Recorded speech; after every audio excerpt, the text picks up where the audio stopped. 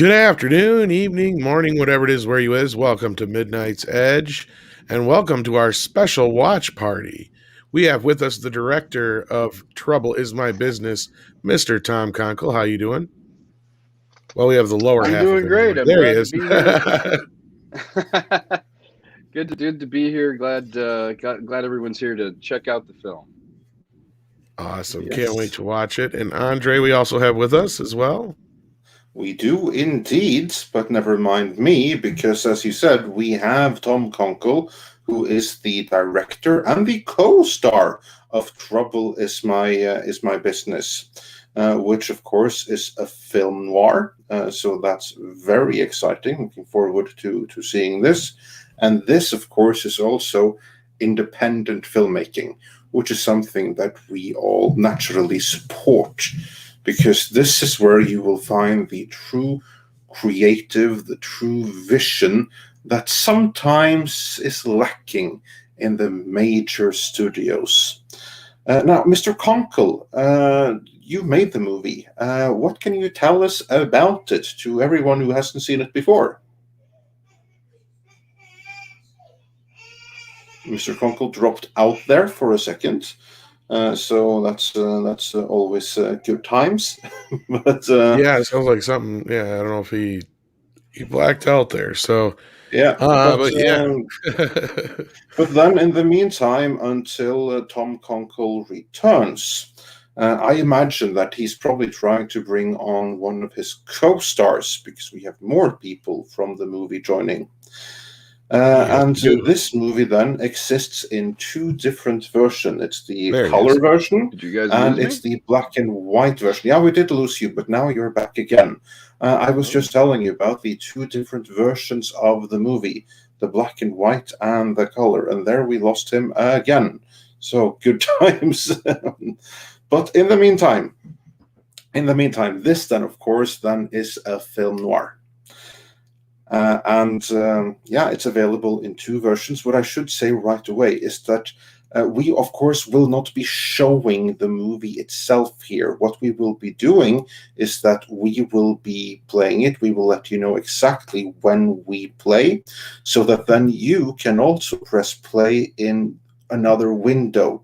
So you kind of have to have like two windows open in order to fully to best be able to enjoy this watch party, with one window then showing the movie and one having this stream up.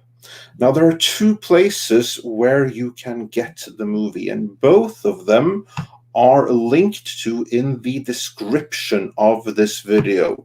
So if you are unsure about that, if you haven't gotten that ready already, head down to the description. There you will find two links, one to Amazon and one to TubiTV. On both of those, you will find the movie. We're not going to start just yet.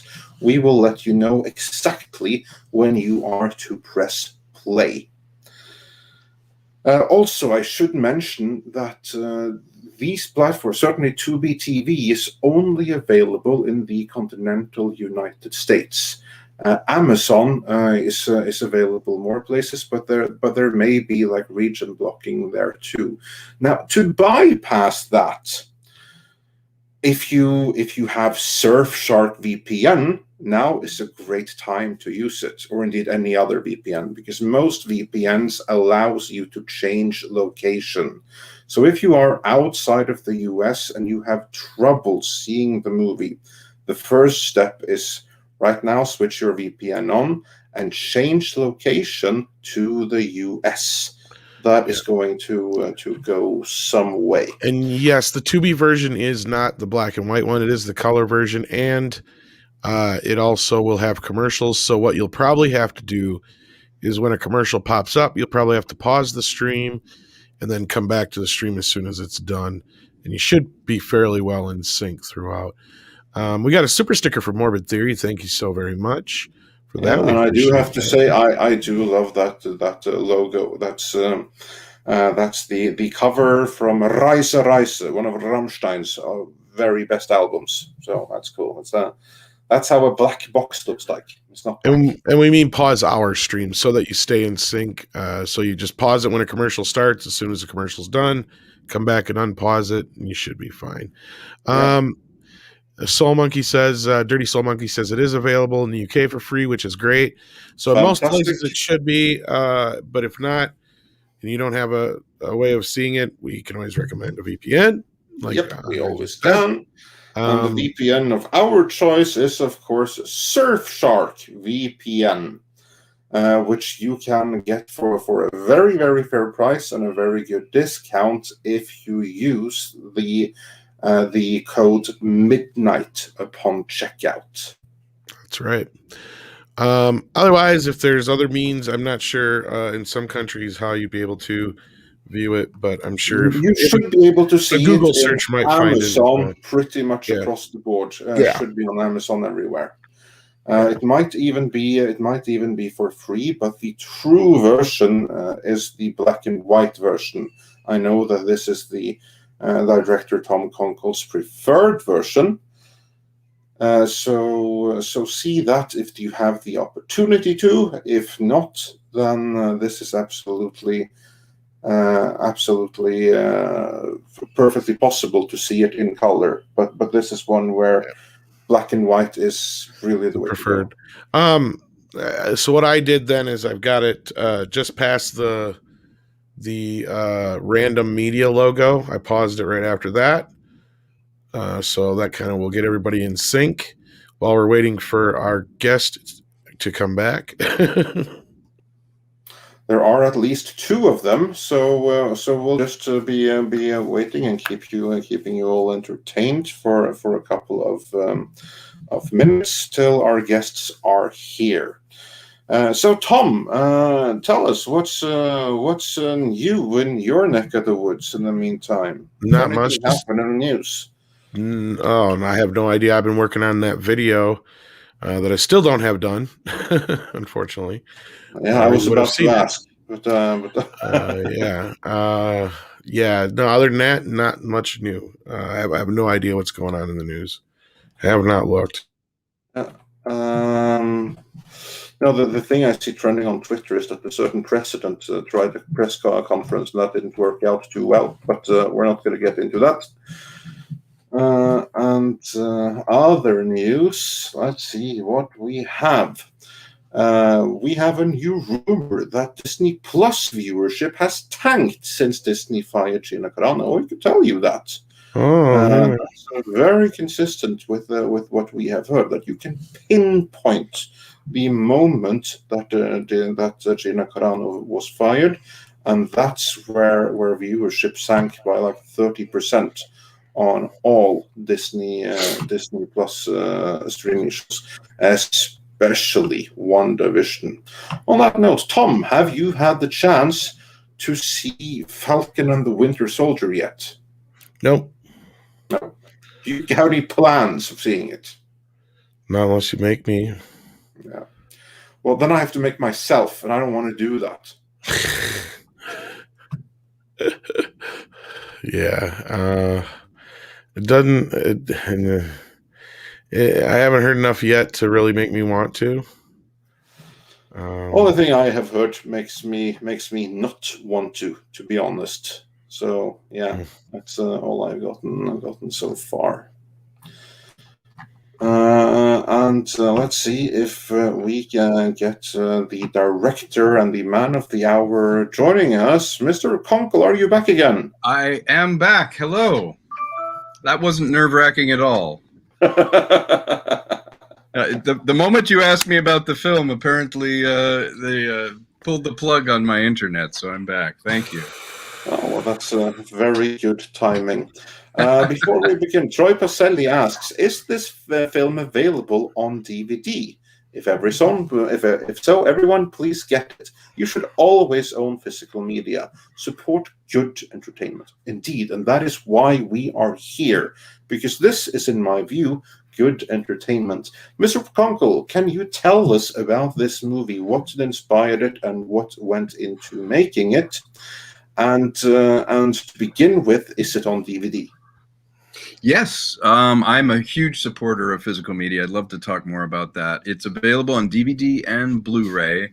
I made a real conscious effort to author it in. There's a black and white and a color disc version in the package to try and provide some value. You can see what the original vision was in black and white, and of course I had to do it in color for a lot of streaming services. But I'm a big collector of Blu-rays, and I thought, I told the distributor, I'm like, I need to have it on Blu-ray because that's what I would buy. I would buy a Blu-ray of this just to have a copy.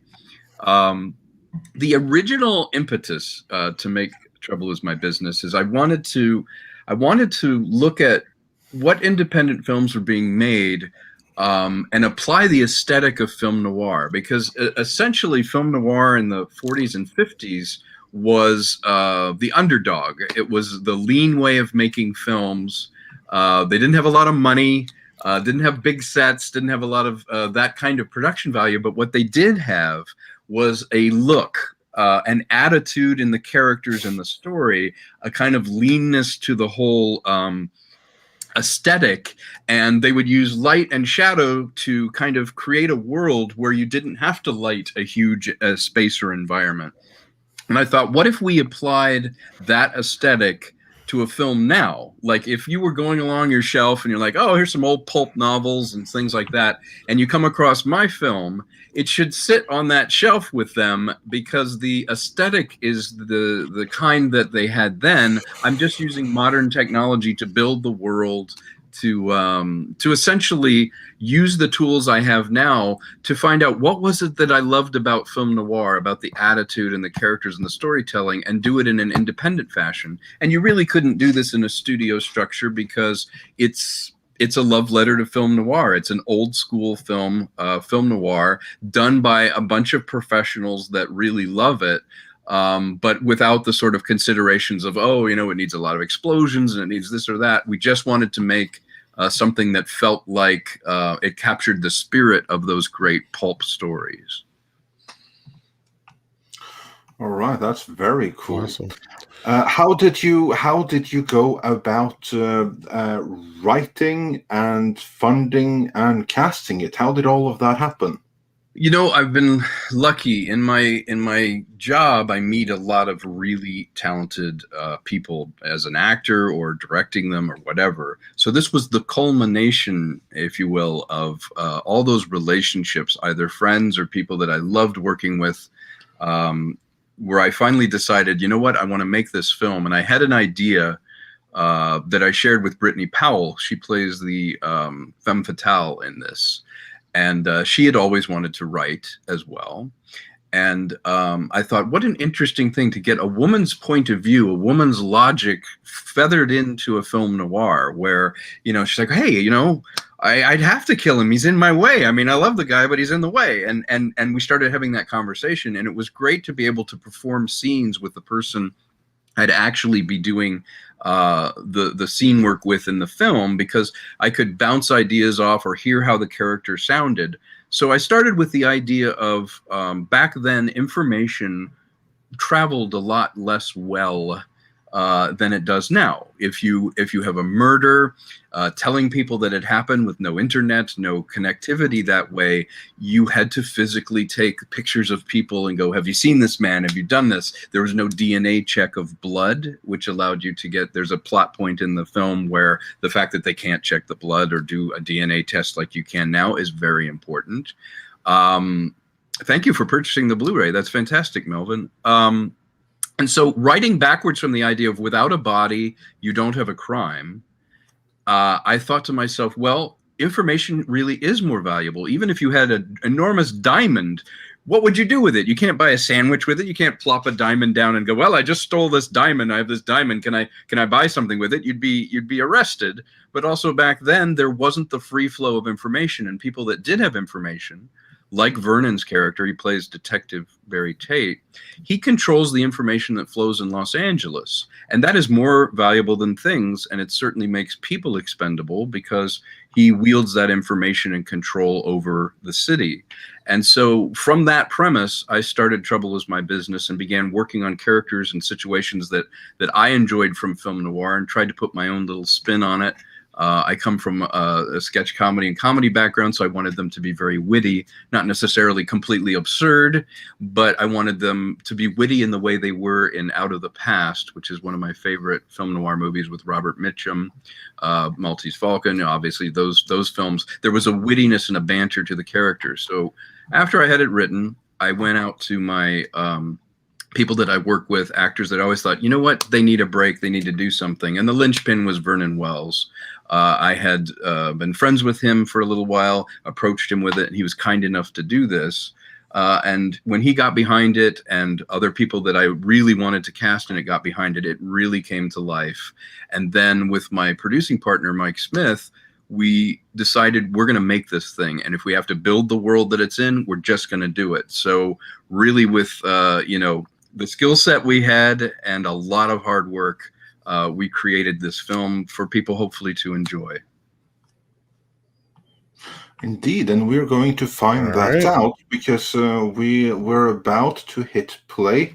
And now I have to repeat to everyone, since Makita Gut is wondering, have you guys started the film already? No, we're about to start very soon.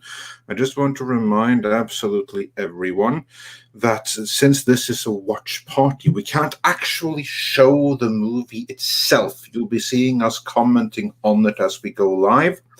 But if you came in late, the way to watch this is that in one window you have this YouTube stream, and in another window you open either Amazon or TubiTV. Links are in the description of this video, and that is where you will find Trouble Is My Business, in case you haven't got it already. It should be available pretty much everywhere on Amazon, so I would recommend that first and foremost. If you have any kind of trouble with that, then you can always Surfshark it. Basically use a VPN. We prefer if you use Surfshark, but any VPN will really do. Just change your location to anywhere in the US, and you will be able to see it that way. And with that, Mike Tocci says that some kind of counter would be helpful. Yeah, I agree. That would be helpful. Alas, we don't have that, so we're just going to have to do without. But we can, at regular intervals, we can remind everyone where we are. Like, for instance, every half hour and stuff, we can remind we are now there on that mark. Right. Let's try and blow up Amazon Prime. In a way, this is a celebration of, I had a struggle with them getting it back on Amazon Prime. I'd love to see us all kind of hit the stream and show them that we do have a voice and that they shouldn't be taking down all the indie films that are on Amazon Prime. Now, I just shared the link there that has a bunch of other places you can watch it just in case. Thank you. Yes. Now, the other thing I said before, I reminded people, is if you're watching it on Tubi and you have to deal with the commercials, my suggestion is just pause our stream while the commercials are playing, then just pop back over and unpause it, and you should be able to stay in sync with us. There you go. Indeed. And also, Troy Pacelli wonders, let's see, he wonders, Tom, would you prefer if we purchase the DVD through Amazon or another platform? What's the best for you? I think Amazon would be the way to go. It is manufactured with a company that has a deal with Amazon, and that would be most beneficial for us through help recoup some of the costs, is to go that way. So anybody that wants to pick it up on Blu-ray, fantastic. Even let me know. I'd be happy to sign a copy and send it back to you. But yes, Amazon's a great place. But if you search Blu-ray, Trouble Is My Business, or DVD, any of those outlets all filter to the same manufacturer. It's really nice of you to ask. That would be great. Yeah. And Stephen Otten says, let's get this party started. Yes, so, let's do that. We're going to start in 15. Tom. Well, I was going to say, everybody get your movie sync up to, I got it set right to, I paused right after it says random media, so that everybody's pretty well in sync. And we'll give it a minute or so everybody out there can get their videos ready. and then we'll get started. Yeah, we can talk about anything you like. Anything about the production, the you know, the acting, the characters, anything. Let's talk some film. Yeah. Yeah. So everyone, now then go and right where the screen fades to black after random media. That's about 12 seconds in. Just head there where it fades to black and be ready to press play. I will do the same.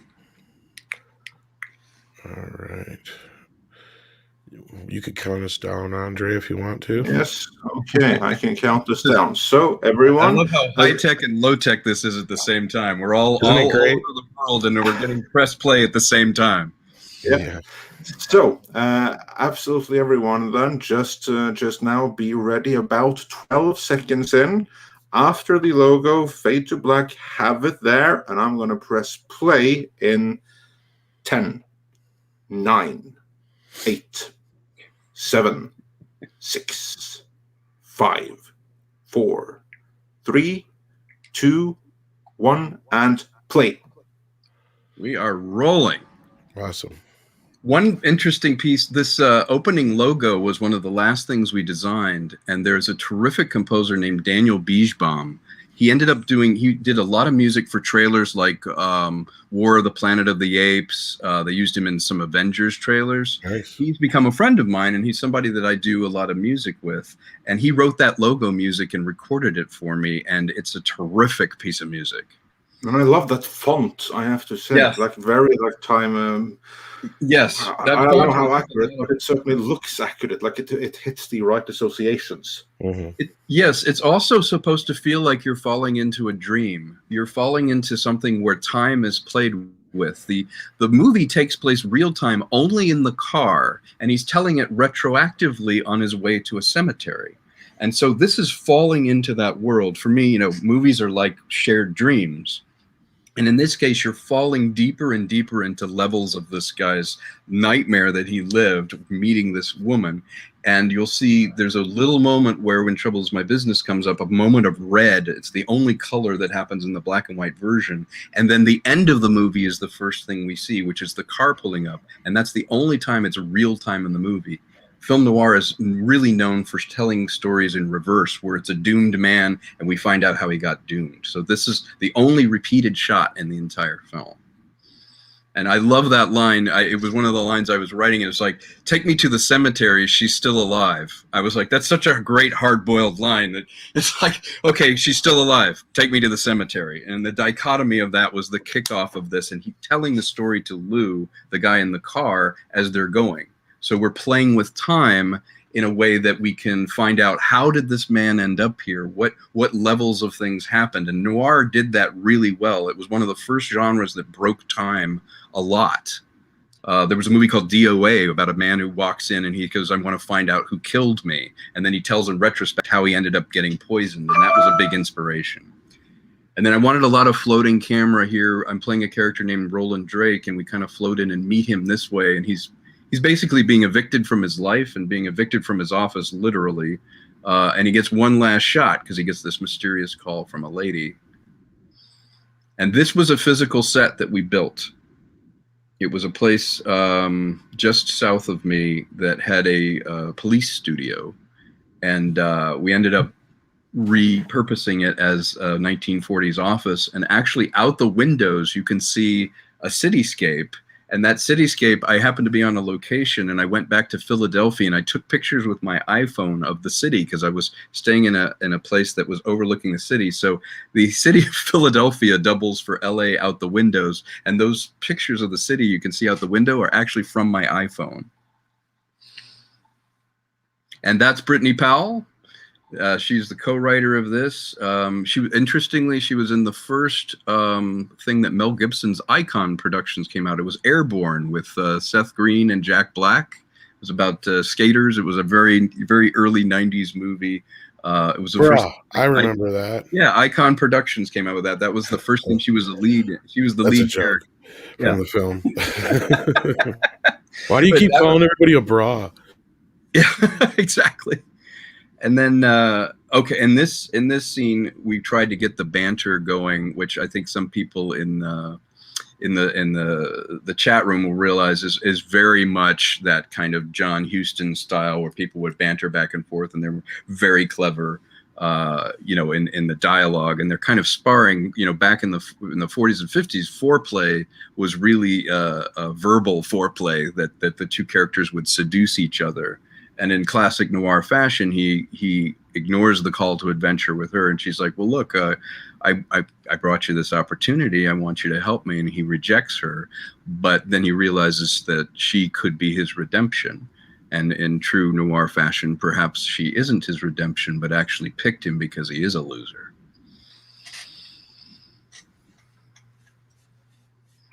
If you have any questions, hit me up.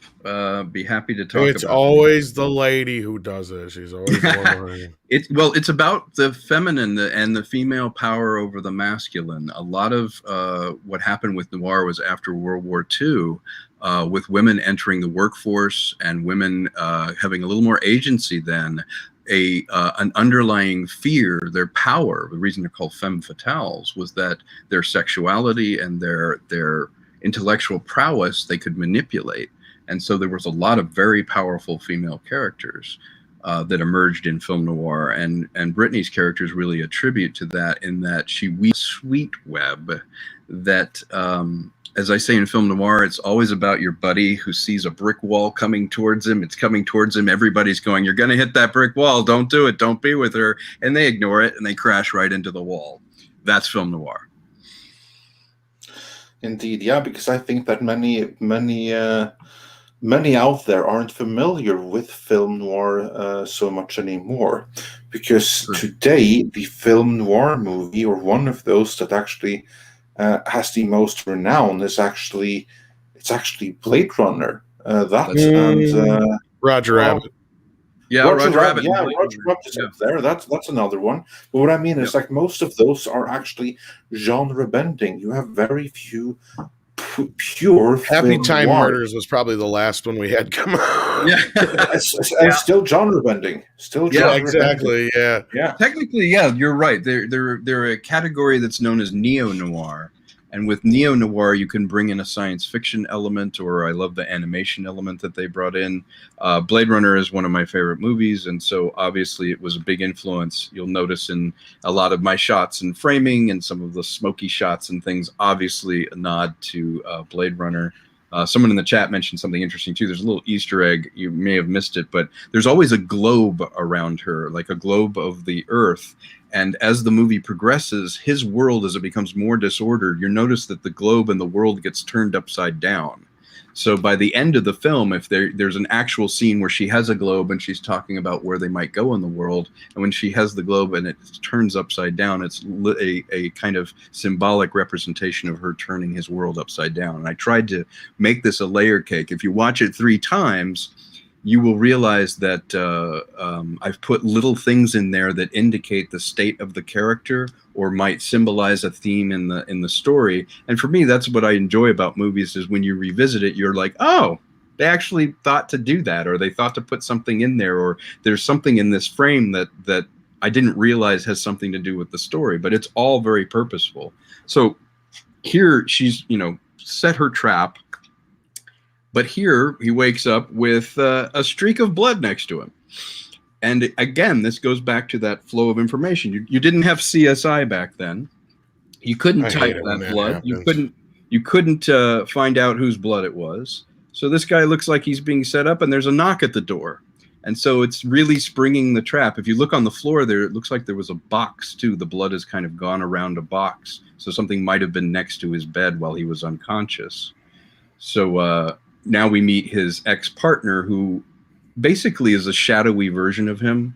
We were talking about like Belloc in Raiders was a shadowy version of Indiana Jones. Well, Dave Beadler, who plays this character, Lou McDonald, he's named Lou McDonald as a tribute to Ross McDonald, the author, who had Lou Archer as his characters in his noir books.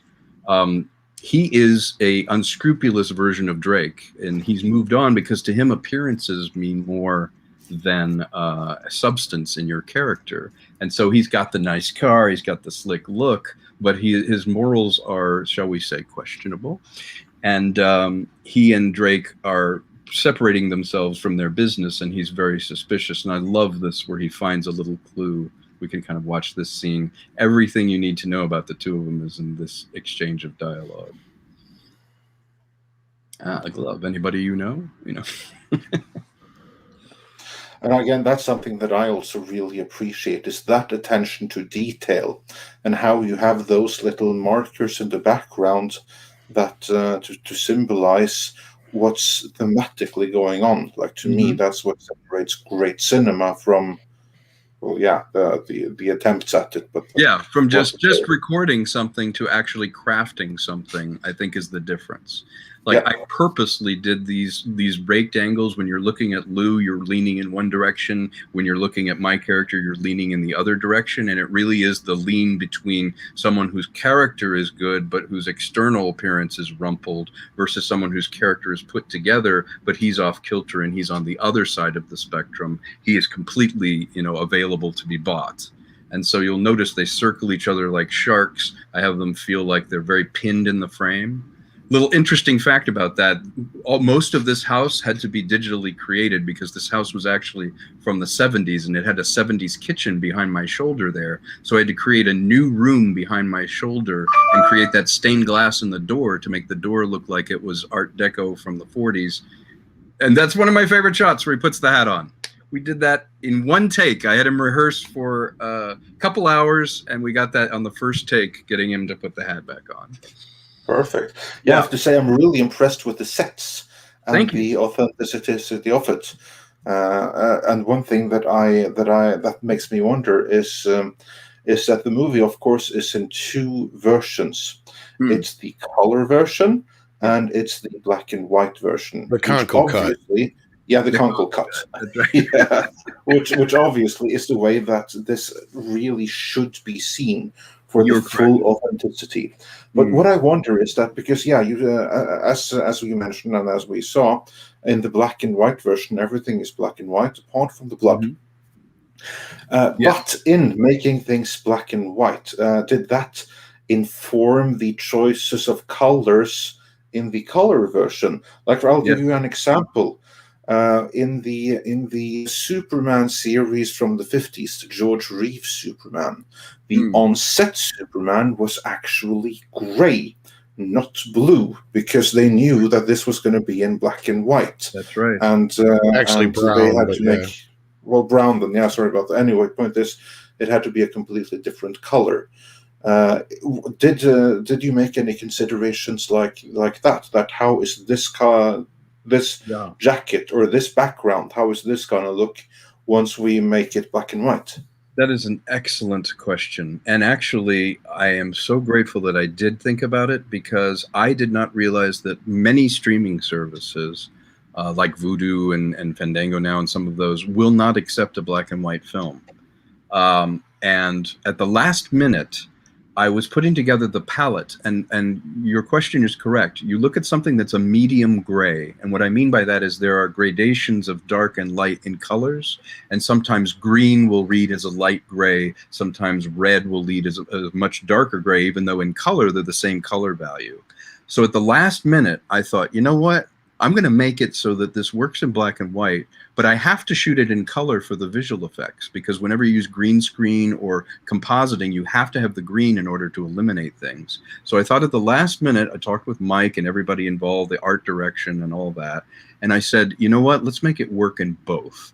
And so I chose a palette of browns, golds for when you're in interiors, and then steely blues, grays, maybe muted colors like the car is blue or black for exteriors.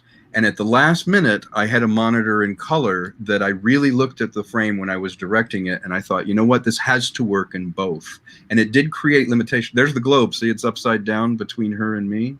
That black. Oh, yeah, there we go. Yeah. So she's turning his world upside down when this is the sister coming back. She's an identical sister. She happens to be blonde, coming back saying, what did you do to my sister last night? And he's got the photographs. And of course, if you think about it, back then in the 40s, there is no way that she could have gotten photographs that quickly unless it was a setup.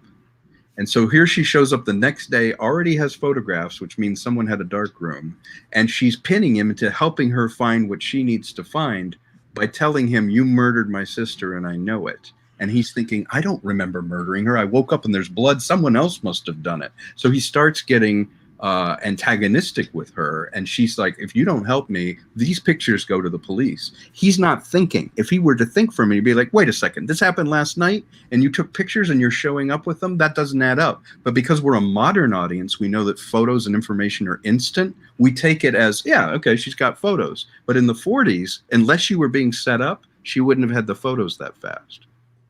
There's always a twin sister. There's an evil one at that. That's right. And I can't tell which one's the evil one.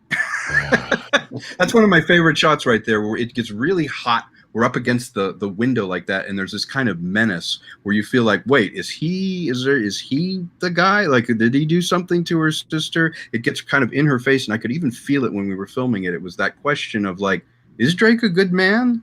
Is she the good, is she the victim here, or what? Who's manipulating who? And if you watch the scene, depending on who's standing or sitting, that's who has the power.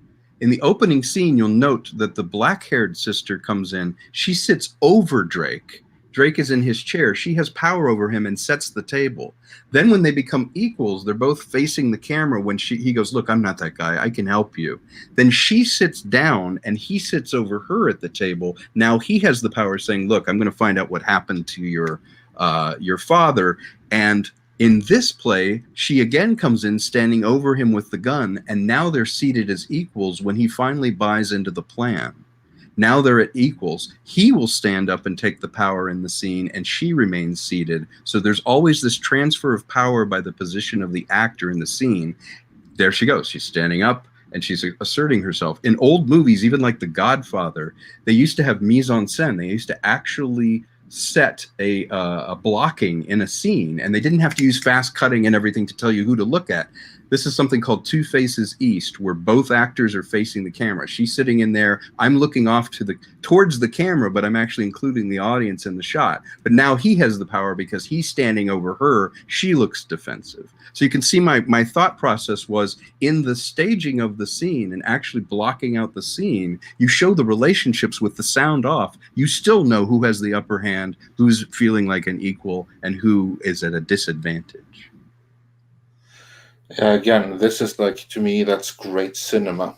Regardless of budget, regardless of distribution, just the intent that goes into the communication of everything, of every idea, every relation, how it's done visually. You all did not see that coming. Yeah, he that took off fast. Yeah, and this was kind of a fun scene where a guy suddenly crashes into the room. He struggles with Drake, but look, her reaction is not what you would expect. She does not seem upset. And this is a man attacking him who is already injured.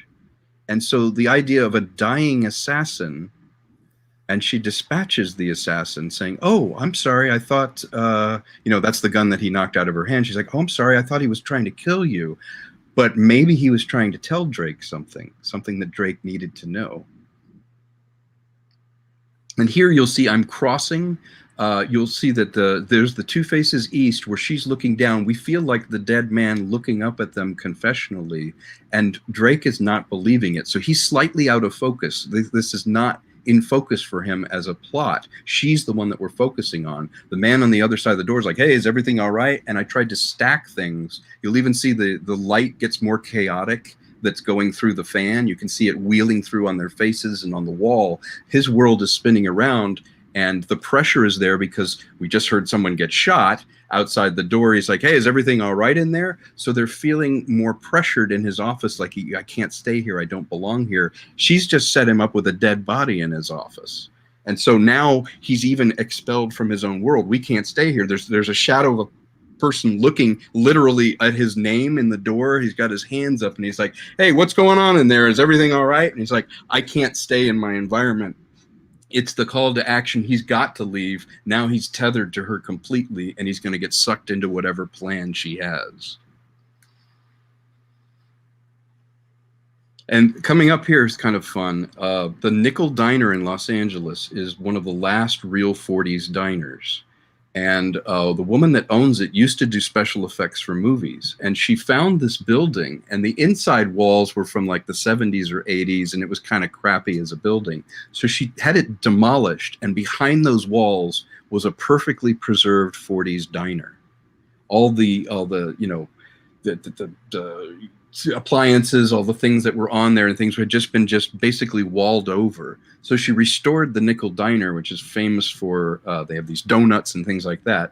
And she was kind enough to let me film there, and it gives so much authenticity. I went to the location and I tried to figure out how I could tell the story where as we dolly, we include a new character in the mix, but all of that stuff, that background, the way the seats are, you can see the kitchen things, all of that is authentic 1940s. So it added so much to the movie. And this is really kind of the moment. It's almost like in Raiders of the Lost Ark where they tell you about the Ark. She's telling him about this cursed diamond that was in their family, and that, you know, because something's happened to her sister, she's like, now you're going to have to help me find this diamond, or I'll tell them that you murdered my twin sister. And so now he's trying to get more information, like, well, if it's a diamond, like, why don't you go to the police, or what's going on? And she gets further in the web. And then he gets a message from his past that comes up, which incidentally happens to happen while he's talking to her. And it's a name. And I just flashed that name for a moment, but that name will become important later. That's one of my favorite lines is there too. He's like, how about a tip? And he goes, eat your vegetables. And the kid just walks out. So, and one thing that's kind of nice about this sort of intimate setting is you'll notice as he gets pulled in tighter and tighter, we're very tight on their faces, almost like we're watching an intimate conversation.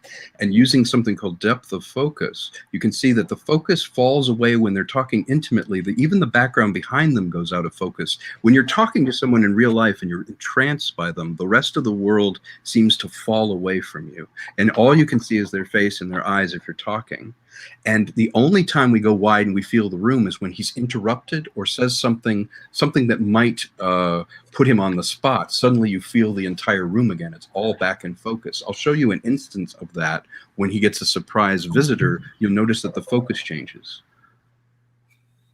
So she's inviting him to dinner, basically, with the rest of her family. A lot of film noirs always set the table of suspects and people over a dinner or a meal. It's a great place for people to sit and spar verbally. So she's saying, come on, you know, meet my mom. Then I do this little dolly over, and there's Lou. He's been listening the entire time. And look, you can feel the entire room now. It's not out of focus. She's walking out the door in deep focus, and now Lou's like, hey, I happened to overhear everything you were saying, and now everything's in focus. And then when it gets intimate again like this, he starts sharing little secrets. The background starts falling away. But right now, Drake, everything is in focus around him because he's exposed. Does that make sense? It does. It absolutely does make sense. And to anyone wondering who have just joined, we are now at 22 minutes and 12 seconds into the movie.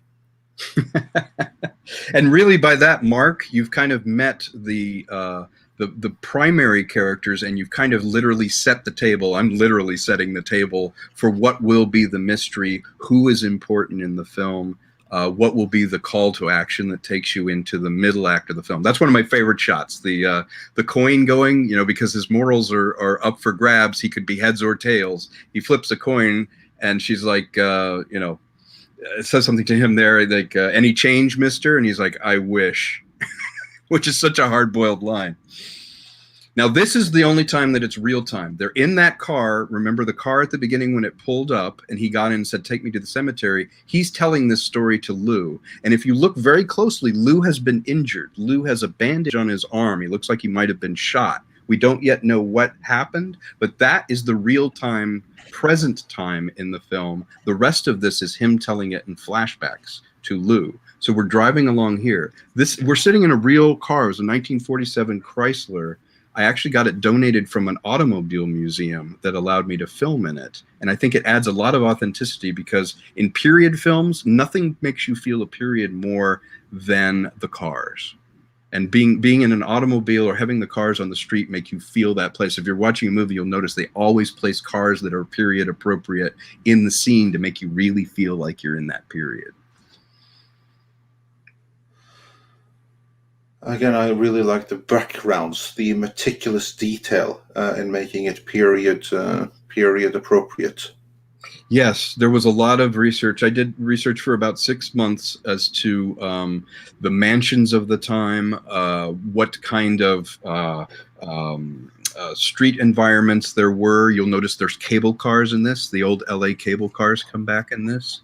In the case of the Montemar house, that's this rich house. It's based on several houses here in LA that were just classic. You know, they were homes built just after the 1900s, and I wanted that sort of classic wood, dark look and feel. And you'll notice my shot selection too is like the light is reflecting off that silver tray. It's a clue that illuminates him as a character, which is why he steals her mail, but literally there's illumination in his eye coming off of the silver tray.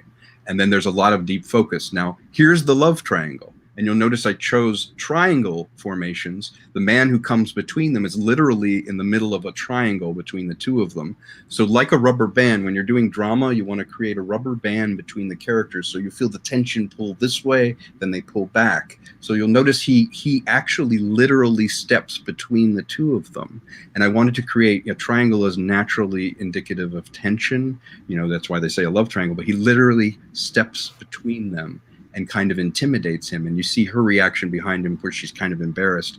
He's the boyfriend that she's been using. He's the idiot. He's the useful idiot, basically, that she's been using to execute the plan that will later be put into full effect with Drake's unknowing help. But Johnny is representative. And again, Brittany and I wrote him with the idea that he's just that clinging on asshole boyfriend who is way dumber than he thinks he is. But she uses him and uses, again, her sexuality to get him to do what she needs, and she'll cast him aside when she doesn't need him. And Ben Pace did an amazing job with that character. I met him doing a internet series, and I thought he was a terrific actor. He actually does Comic-Con all the time as Tony Stark. He does the best Robert Downey Jr. I've ever seen. And again, here you feel the tension, you feel the room. And he says, hey, you know, I need to ask you some questions. And she's like, well, I'm going to ask your mom. And she's like, well, good luck asking mom, because mom is the powerful matriarch of the group. Originally, I had sent the script to Lauren Bacall. And just towards the end of her life, she was in a wheelchair. And she had expressed interest in doing it. So I wrote it for the character in a wheelchair. And unfortunately, before I could get out to New York to film her, she passed away, which is why this character is still in the wheelchair. She had an injury in the story, and Jordana Capra stepped in, and her voice is so 40s to begin with. She has that very mellifluous kind of voice, that mid-Atlantic accent, that she was perfect. And again, the way people are seated at the table, you can tell their relationships. You've got Johnny and her on one side, but there's an empty chair next to Drake, which is where the dead sister would have been. And then her ally is the butler there, Rivers, and Rivers is always hovering. And you'll notice the husband is behind her in that portrait over the fireplace. And as she says things that are more incendiary or angering, the flame in the fireplace actually grows higher behind her while she's talking. Yeah, again, that's that attention of detail where there's more going on in the scene than just the words. Yes, absolutely. If anyone has any questions or anything in the room or any chat, I'd be happy to address. Yeah. I just want to highlight a comment. I've seen several point out that it looks great, but it's better in black and white. Thank you. Yes, I agree. It was meant to be black and white.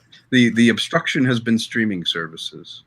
I think if you want to see it in the best black and white, get the DVD or the Blu-ray. I haven't seen the color version. I don't even know if I could.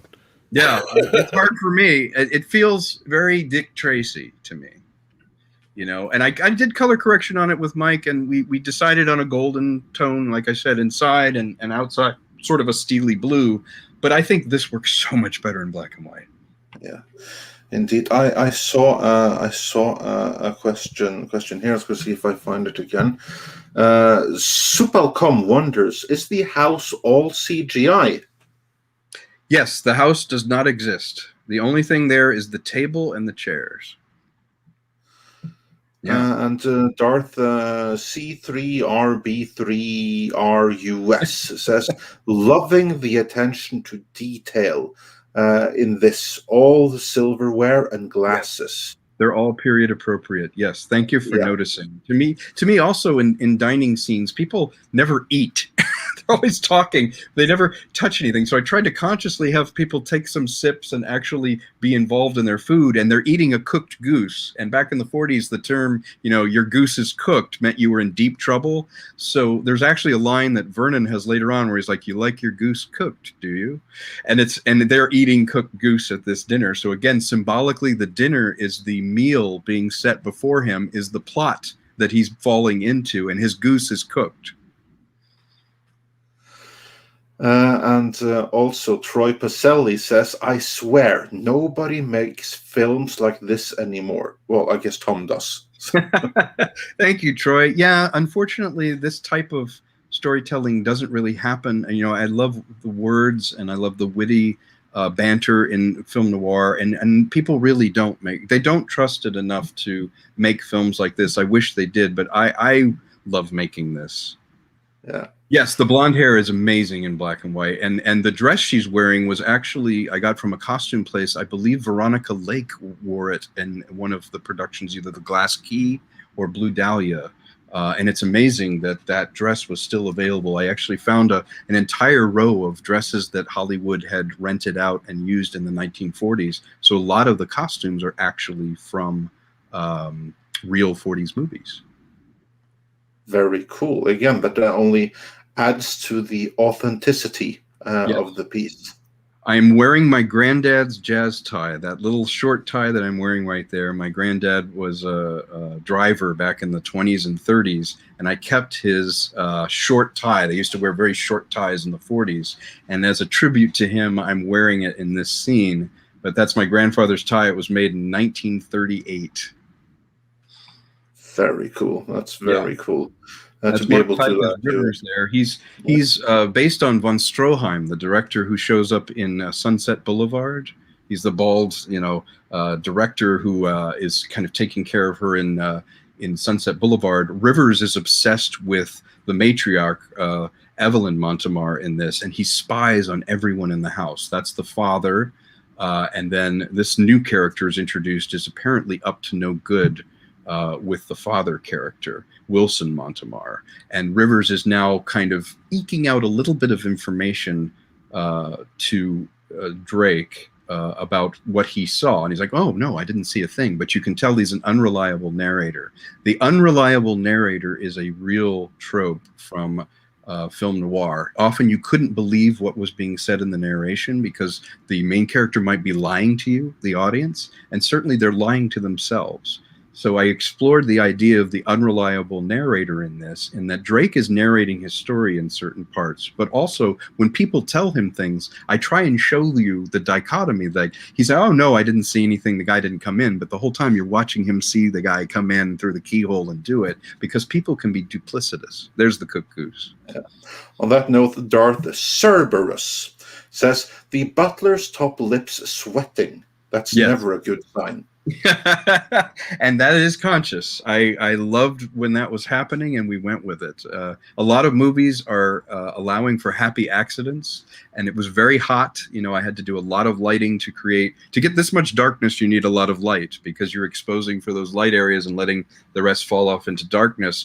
And the little bit of sweat that would appear to make him look nervous just was perfect for his character. And here, this exchange was great between Johnny, the boyfriend, because he's kind of giving things away. You can look at her face and know that he's going off script in pulling Drake into her plan. But this really awkward kind of thing. This was all scripted. This wasn't improv, but this awkward thing of the two of them standing off each other. This is the resolution, if you will, of the beginning of the love triangle, where he feels threatened and Drake feels very still, but you'll notice the boyfriend is moving around like crazy and pointing and doing it. And I made a conscious choice as an actor to make Drake a very still person in that moment. And I think the stillness gives him power and makes the other guy look like he's losing power. We also have a question here. How many days of filming did you have to complete this? I had 21 days. It was divided into 2 shoots, or actually 3 shoots. One was at the car museum, One was in the studio where the office was, where she first comes in, and there were several scenes in that, including towards the end. And then all of the rest of this was in a stage on a studio, and it was divided up as I could get people. As people became available, there's Vernon coming in as Detective Barry Tate. As people became available, I would integrate them and move the schedule around, but I had to shoot the whole thing in it was about 21 days with maybe 2 days of pickup shots. And pickup shots were just me going, you know what, while everyone's standing here, I'm not going to bother to shoot the cutting of a piece of meat or something. I'll get that as a separate shot.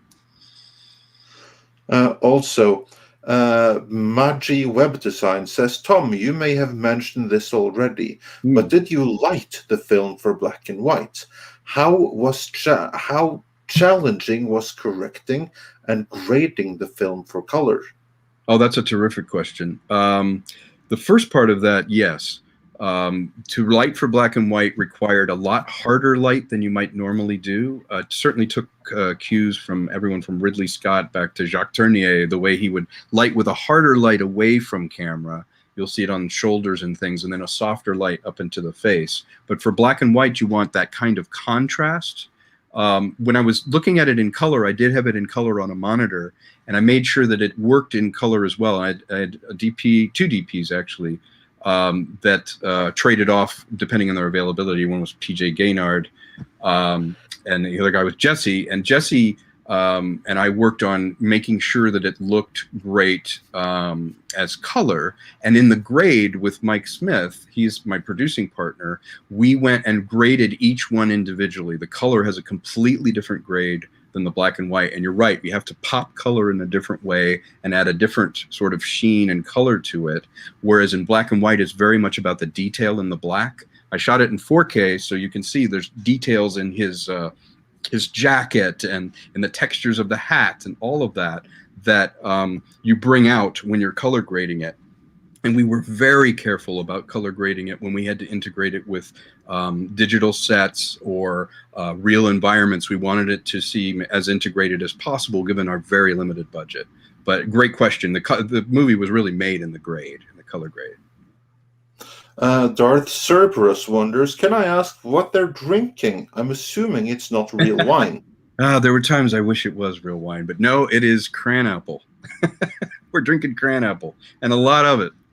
This dinner scene was very dialogue heavy. I was shooting 8 or 9 pages a day of dialogue, and this was very heavy. I rehearsed everyone like I would a play so that we had it down cold. Of course, I had the thing memorized as an actor, but as a director, I also had everybody else's lines memorized. So we ran it very fast, and I got every angle that I wanted to get. I knew kind of from my shot list what we wanted to get, and it was very dialogue intensive, and I had to find new angles. She did a great job. Like, those are real tears and getting upset. And I love the button on that. He's like, wow, that was delicious. Commenting both on the meal and on all the verbal sparring they were doing. It was a great way to button up the scene. And it's Vernon's introduction where he's kind of menacing everybody. And definitely he had, Rutger Hauer and people in his head when he was talking to people, because there's kind of a still growl menace to everything that he does. The irony is that if Rutger Hauer had still been with us and he had been in the movie, he'd probably be thinking, what would Vernon Wells do here? This is true. This is true. I wish Rutger was still around.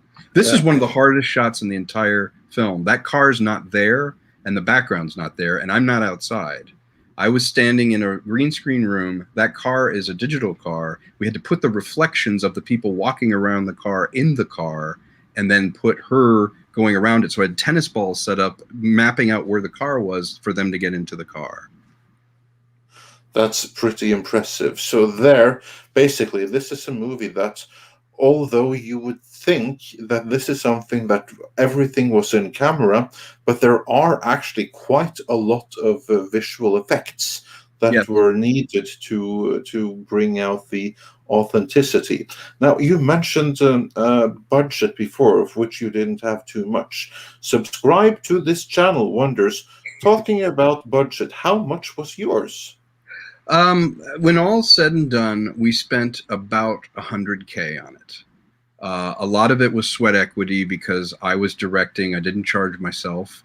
I didn't charge myself as a producer. Mike absorbed a lot of the costs with me on the visual effects. I paid people and I fed them. I was grateful for all of that. So those were the hard costs. But we got the whole thing done. It's about $1 million worth of visual effects. There's about 2,000 visual effects shots, which is about what Star Wars: The New Hope had. But of course, with technology, we're able to do it on our scale. And I wish we had the resources that Star Wars had. They had millions of dollars, and we had tens of thousands of dollars. But I think we made much with little. I should say so, absolutely. And Morbid Fury wonders, were there many, if any, script rewrites, additions, and improv? There was very little improv, only because it is so tightly shot, but also because there are visual effects considerations and things. You couldn't go wildly off. You couldn't shoot in a different way. I needed things to look improvised and look like they had some life to them, but everything was very tightly scripted. There were 7 iterations of the script before we started rolling, and then 1 small rewrite. But I made it very tight. In truth, in the edit, only 1 scene that was written was cut. Every single scene otherwise is in the movie. So basically everything I shot in the script ended up in the movie, except for 1 short 4-minute scene, which I cut for time. So basically, your script wasn't as indulgent as many other big feature films where you have like a working print of assembly cut of like 3.5 hours for what ends up as 90 minutes on screen. Exactly. In my point of view, they were really indulgent themselves in the script there. Yeah. Like you knew what you were doing, and it had to be like tight. This is what we're doing in advance. Yes, I feel like a movie's made 3 times. It's made in the script, it's made when you're shooting, and then it's made in the edit. And so because I was limited in my time and resources, I tried to make the distance between those 3 much shorter by going, let's be unforgiving. The script needs to have what it needs to have to be this sort of complicated noir thing. And, the movie itself has a very long end credit scene, which kind of makes the movie seem like it's longer than it is, but it's a lot of thank yous and people that we have. It's almost no improvisation because we didn't need it. It was already happening because I had read the script out loud with everybody, and the distance to creating the edit was just assembling what was already in my head. And because I was fortunate enough to sit with Mike and edit it myself, I was able to get to the very kernel of what I wanted. This is one of my favorite scenes between Vernon and I. He actually did hit me at one of these points, and he kind of looked at me for a second and then kept going. And the shot is still in the movie, but my arms were really tied to that chair because I wanted kind of a trust exercise. And he and I went at it, and he is such a pro. If you'll note, when you're looking at me, it's a very stable shot, like from a very powerful point of view, because it's Vernon looking at me. When we look back at Vernon, I put it on a jib arm, and it's kind of woozy. The shot kind of moves around because from Drake's point of view, you can see the background kind of moving and jigging around, and he's moving around. It's because he's woozy. He's losing consciousness. He's feeling off kilter. So you see that movement on Vernon from my side. It's purposefully off balance versus very solid when we're on me and I'm getting punched. And we really had to trust each other because he's doing the lines and then throwing these punches and less than an inch from my jaw, and I can't block them. My hands are tied to that chair. Yeah, that's how you really have to know someone. And the punches, I have to say, they look really real. So if there's a real one in there, I absolutely believe that. Like, there's one that, for a second, that looked like it connected. I should just keep going. And we built out the city there. There is no part of LA that doesn't have dishes now and all kinds of electronic screens and stuff. So I took a lot of photo studies of buildings in downtown LA, and we mapped those textures onto a brand new version of LA based on the streets in LA in the 1940s. And a lot of those old movies, their backdrops of cities looked exactly like that. They even have that in Dead Men Don't Wear Plaid. At the opening, you'll see that cityscape they have is actually like a paper cityscape that the main credits are over. So I wanted to capture that feel again with him up on the rooftop being beaten at the police station. Very cool. And also, question, Margie Web Design wonders, Tom, are you paying attention to the stock market? Have you invested in AMC shares to fund your next film if there's a short squeeze? Currently at $10 a share. Some speculate $10,000 a share in the squeeze. Wow. Well, wouldn't it be ironic if AMC Theaters financed my next indie film? That's a good tip, and I will look into that. Thank you very much. That's fantastic. And also subscribe to this channel wonders, before you started filming, did you encourage any of your actors to watch any old movies to help them get into the atmosphere of what you were going for? Fantastic question. Yes, I actually had a little list that I put out as a sort of blast to everyone. And I said, tone is everything. When you're doing a movie, when you're doing any kind of story, getting the tone is right. And I want us all on the right page. I don't want this to feel like a contemporary performance with a lot of and what you're doing. And I said, listen to how they're talking, listen how the men and women carried themselves back then, because I really think it will affect your performance once you get in the clothes from the period, once you start speaking in that way. So I gave them Out of the Past by Jacques Tournier, which is my favorite film noir, Maltese Falcon, The Big Combo, which was a very progressive film in its day. It actually has a lot of scenes that would be considered very contemporary in the way that it's shot. But I put that out as well. Sunset Boulevard, obviously, for the performances as well. And those tonally set a performance that when we were running it and I was directing them, I would always remind them to remove the contemporary from their performance. Also, Steph H says, the black and white is gorgeous. The costumes, hair, and makeup look so good. Thanks, Midnight's Edge, for hosting this. Oh, you're welcome. Glad that we could help discover the movie. And also, Donny Camnop wonders, what's the thought or purpose behind Vernon's character's gloves? Yes, it's symbolic. He doesn't want to get his hands dirty whenever he's involved in something that is, shall we say, questionable.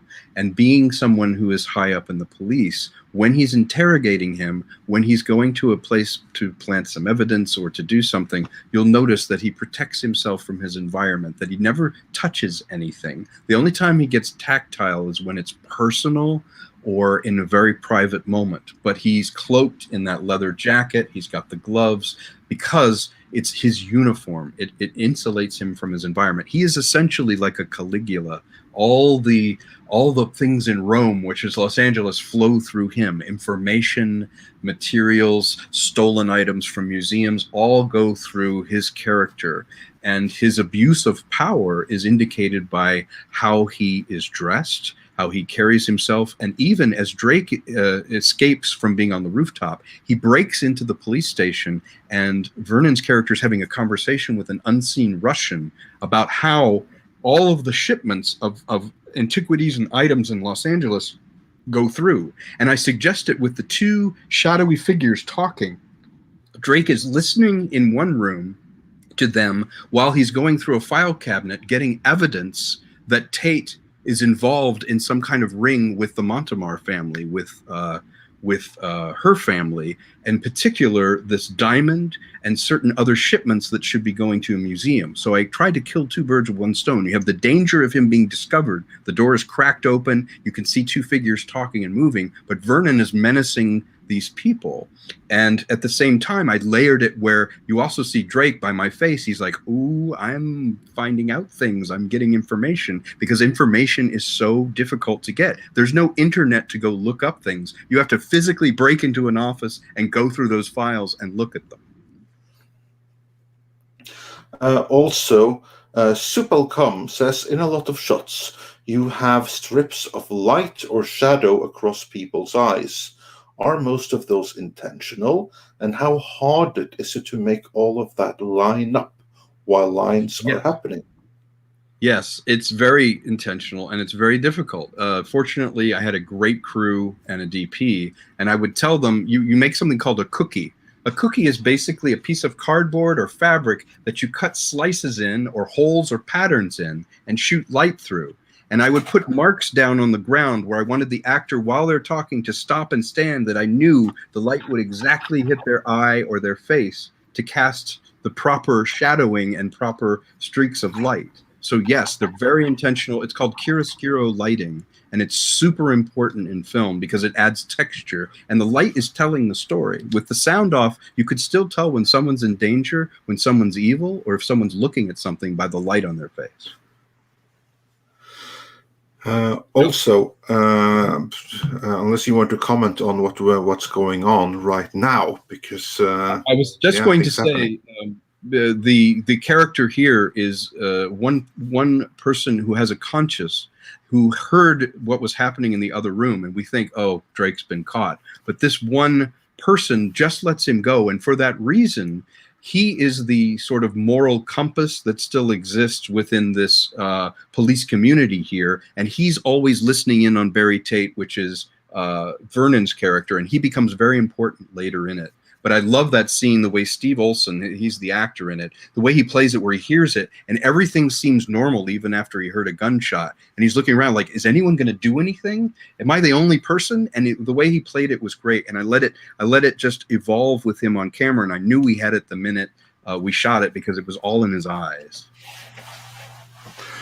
Also, what I take note of here is the authenticity of the police uniforms, and that cues in Script Doctor's question, and he says, "Hey Tom, where did you find the authentic costumes for your film?"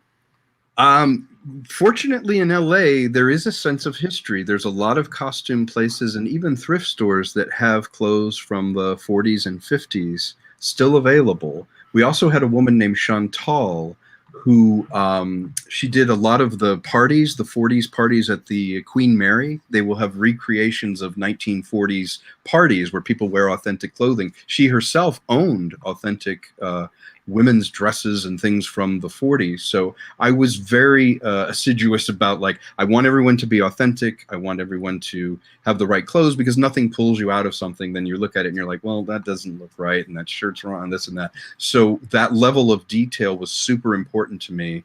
And I was willing to spend some money to get the right costumes or rent the right costumes. And I think it does make a difference. I'm glad you noticed. Yeah, to me at least, that's something that really makes the whole thing. It's what lifts it to the level where it's at. It's like two things. One is the attention to detail that has gone in staging every single scene and making everything in the background reflect the relations between characters, but also the internal moods of each individual character. So these details there, plus then the authenticity in everything that is on screen. And then, of course, you had like the double duty, because you had to do a color version, although it's obviously meant to be seen in black and white. Now, on that note, I have a question too, because it's obviously in black and white. But did you ever, at one point, consider doing it more like in sepia, which is a little bit more like brownish? Because I'm thinking that would lend itself extremely well to the brown palette that's already going in the color version. I agree. Your mind is very much like mine. I did think about that. Like, if we had that sort of sepia tone to it, it would have been a kind of unifying color. And I almost went in that direction. I may experiment still with Mike on creating a sepia version of it, or even finding a color palette for outside that's like an overall wash of color, and then one that's inside that's a wash of color. But you're right. They used it very effectively in Butch Cassidy and the Sundance Kid. Exactly. Yeah. That's one that did that. Yeah. Yeah. And now here, this is kind of fun. This is in an alleyway in Pasadena, and you see the cars that are passing by the front window in this scene? Yeah. Those cars are Matchbox cars, little tiny Matchbox cars that are just being rolled by and then added in as passing. And then Trip Brock, who did the sound effects, added the sound of cars going by. And you utterly believe that these old Matchbox cars are cars passing down the alley. There one goes. They're a car about this big. And to anyone wondering where we are right now in this moment at 53 minutes and 10 seconds. Yes. You did a really good job of showing the scale too of them, or at least making them look like they're to scale, I should say. Yes, I think it worked really well. And for me, again, cars sell a period faster than anything. So just casually having those cars, like, remember, the problem with a lot of movies is they're like, oh, look, we're back in time, and they show everything. But if you'd actually made this in the 40s, those cars going by would have been no big deal. So I just have deep focus of the cars passing by, and yeah, okay, that's a car. It just went by. That's a 1940s car, because it wouldn't have been remarkable to the characters. Yeah, and several people in the chat are blown away by the revelation that it's actually toy cars. Yeah, So, yeah. toy car. And now the guy who was in the car here, who just got stabbed in her dream, she was dreaming about, that's the man that attacked Roland Drake in the office at the beginning of the film. He's the one who has his throat slit. And you'll note at the beginning, she goes, "I don't know this man," to Drake, saying, "I don't know who he is." She's the one who slit his throat. He followed her to the office with his throat slit to warn Drake about her, and she shot him right in front of him. Indeed, that's harsh. Well, again, like Nolan likes to play with time, rather than just tell the story in one direction and lay it out where it's like, okay, we show her, she slits the throat, she goes to the office, then this guy with his throat slit comes in. I thought by mixing it up, it keeps the mind more interested and busy putting together those details and pieces, because in noir, everybody's sort of telling the truth and sort of lying, but everyone has their own truths. And by revealing out of order some of the clues, it makes it more interesting, at least for me as a viewer, to kind of put it together like, wait, that's the uncle that she said she didn't know, and he's in a car, and she's dressed in the dress that she was in when she went in there, so she slit his throat, so she's lying. Now here, this character I love. He is so into the mother that he dresses as her at night once he puts her to bed and gets in her wheelchair and wheels around.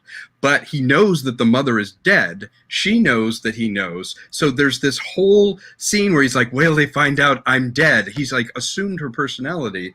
And Drake's like, okay, this is getting weird. He thinks somebody murdered her mother when in fact we saw that she murdered her mother in an earlier scene. So now she's lamenting. This is a deep focus shot. It's called a split diopter shot. Her face on the right-hand side is perfectly in focus. And Jennifer, played by Brittany Powell's on the left-hand side, is perfectly in focus. So you get a balance of she is responsible for this woman's death. The two are linked. That is her mother. But Drake now thinks, okay, something creepy is going on. She's acting the villain. And you'll notice she's always reflected in the mirrors and things behind her because she's duplicitous and she's a sister. She's a twin.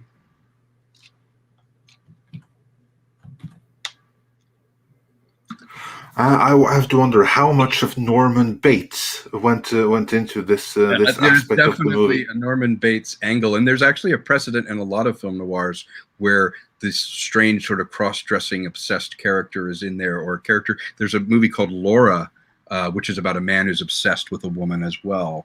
And I wanted to feather that in. And Rivers, I had a lot of fun with how perverse his character was, because you would not have been able to be quite as strange in the 40s with him. But if you read the books, they were just this weird. Now, here for me is the moment where Roland Drake's character really is pulled in by her, because she owns the fact. It's like, hey, you needed to see all this weirdness. But to Brittany's credit, when she's playing with him, she turns on this kind of creepy charm. And you can tell in my character's face, he kind of doesn't believe her. But she's so charming and he's so attracted that he actually goes along with a plan he knows is bad. And you can tell by my expression when she leaves after she kisses me, I don't buy it.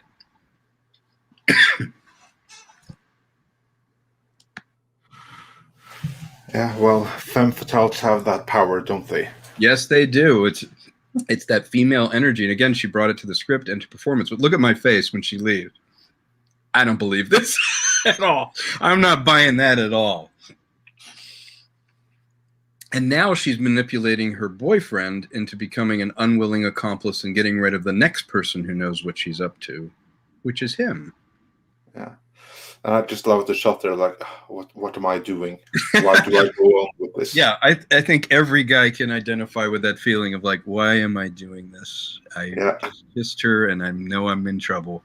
Yeah, actually, that shot right there is like one of my favorites in the movie so far. I know it's like probably not what you want to hear, but like just like that one little human moment, like that's something everyone can relate to. Why am I doing this? Yes, why did I do this? And it was very important to me to have that, and I felt it while we were filming it, and it came out naturally at the end of the scene, and I let it play out before I called cut, because I realized I genuinely was feeling it in that moment, and it was a real reaction, like, I can't believe this. And you're right, it's those little human moments to me that make a film interesting, where you can go, I know exactly how that person feels. This, again, triangles. You can see a triangle. Now she's in the middle of the triangle. He has a great moment where I reveal something. He's like, that's right, mister. Wait a minute. How did you know? And you realize that he has the upper hand. I like Ben Pace's performance here as Johnny. But again, triangles. And who has the upper hand in the triangle? And Donny Canup, he reminded me that there's a story about the trench coat that you have to repeat for everyone that wasn't here in yesterday's live show. There's a fun little story in that. I was canvassing a place that was going out of business, like a Western costume, a very big one, had a lot of studio stuff. And I was looking for the trench coat that I'm wearing there as Roland Drake. And I saw this beautiful coat that I'm wearing, and I said, "Oh yeah, I want to buy this one." When I got it home, you can sometimes tell what was used in a production, because when you lift the collar, it will have the production's name or the actor's name, so that actor can find the coat. Well, I lifted the thing up to clean it or whatever, and the word Sellers was written on it. And it turns out it's one of the duplicate trench coats that Peter Sellers wore in a Pink Panther movie. And so the link to this is Inspector Clouseau's coat. At least in a stunt scene or some scene where they had to get the coat wet, that's the coat. So probably a scene where he was fighting Kato in I would have solved it much faster than you. It also could have been where he keeps falling into remember in Shot in the Dark, doesn't he get out of a car and keep falling into a fountain over and over again? Yeah, he might. I don't recall that right now in this second, but they were getting that coat wet all the time. Yeah, he also lights his coat on fire by putting his cigarette back into the pocket of the coat. Yeah, it definitely wasn't that coat. Yeah. This fight was a lot of fun to do, because we're using deep focus, and it has that kind of pulp feel where you're down low. I'm in focus. The guy's picking up the gun behind it. I wanted to make it look sort of like the pulp novel covers from 40s and 50s stories that you might pick up that were written with that sort of comic book style. Yeah. And just to confirm that to Supalcom and everyone else who might be wondering, yes, that really is a screen-worn coat used by Peter Sellers in a Pink Panther movie. Don't know exactly which one, but that's a coat that you have seen in a Pink Panther movie. This is correct. Now here, she's of course gotten him eliminated without her getting her hands dirty on this, and now they have to escape from this. And she has a complicit Roland Drake escaping with her and leaving behind, literally leaving behind his partner, leaving behind her family, and taking them into the next part of the story, which is very much getting him involved in looking for what she feels is hers. Finding out that there's involvement from Russian mobsters, and leading inevitably to Vernon Wells' character, Tate. Oh, yeah, then my favorite line was that. It was the first and last time that Johnny ever touched a book. Was my favorite line that I wrote. When I wrote it, Brittany burst out laughing, and everyone on the crew, the first time I did the narration, I did it off camera for timing, everybody laughed. They're like, that was good. And I'm really proud of that line, because he literally dies against a bookshelf. And I thought it summed up Johnny perfectly. It was the first and last time he ever touched a book. And speaking of your favorite character, Vernon Wells, it's my pleasure to introduce Vernon Wells to There the he stream. is. Vernon, you made it. Yes, Tom, I'm sorry. I was filming until last night, and Grace sort of gave me a poke about 10 minutes ago and said, Tom's doing it. You're supposed to be on it. And I went, oh, shit. Well, at least you're working. That's a good thing. That working's good. A lot of people aren't right now, so yeah. This is true. I always feel blessed. Vernon, they've However, had really you know, good things to say about you. Yeah, Really good things. He lies a lot. You know that. Well, the chat doesn't, and the chat were amazed with your scenes, your gloves, and everything that goes with it. And we have both and Darth Cerberus, and subscribe to this channel, and everyone else here is wishing you welcome and so glad to have you. And we are, all of us are right now in another window, so you can't see it here in the window you're seeing, but in another window, we are all watching Trouble Is My Business, and we are now 1 hour, 4 minutes, and 10 seconds into the movie. We are right now in quite a steamy scene. We almost got some TNA right here, didn't we? It was a well-placed globe. Now you'll notice the globe again factors into this. As you saw in the previous scene, I had her literally turn his world upside down. The globe was upside down in the office. Here she's saying, look, we can get away. We can have this diamond. Unlike Vernon's character, where information was more powerful than things, she is still attaching herself to things in possession. She wants what's hers, and she's saying, we can go away together if you just help me. I won't tell anyone that you killed my sister, even though I didn't. She's wielding that over me. So you can see literally the globe is in the foreground. She's in the middle ground, and I purposely did not bring myself into focus in this shot. I'm slightly out of focus because I, as a character, am not piecing this thing together right. I'm like, I don't understand. That guy who came into the office, your mother, all these things, these people dying, I can't believe I haven't solved the crime. And I purposely left the frame that way because it shows the mental state of the characters visually without having to cut. And so it's very much manipulating what you might look at, but it's also like a stage play in that your eye can choose to pick who you want to look at in the scene and decide who is lying, who's telling the truth. And we have more people welcoming you, and Darth Cerberus also said, you showed Tom who's boss, Vernon. He beat me really good on that rooftop. Actually, I had one thing to say to Tom, and that is, damn it, Tom, now you've screwed it up for me. You just gave away the whole movie. I think we've seen it before, right? Yeah. Oh, damn it. You haven't seen the end? I'm not sure. Do I live?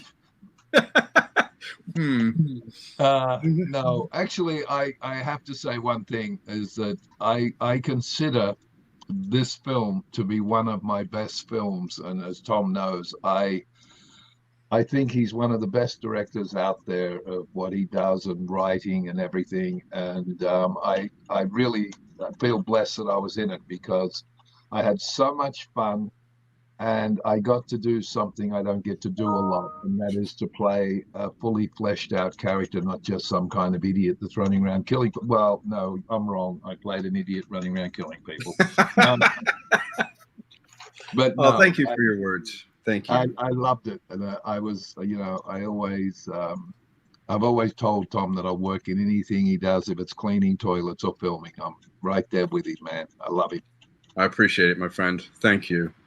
Yeah, I had great chemistry with Vernon. He's both a friend, but he's also been a mentor, and he's been someone who has taken my game up. I wanted to have his back if I was going to do this, and he was going to be kind enough to be in it.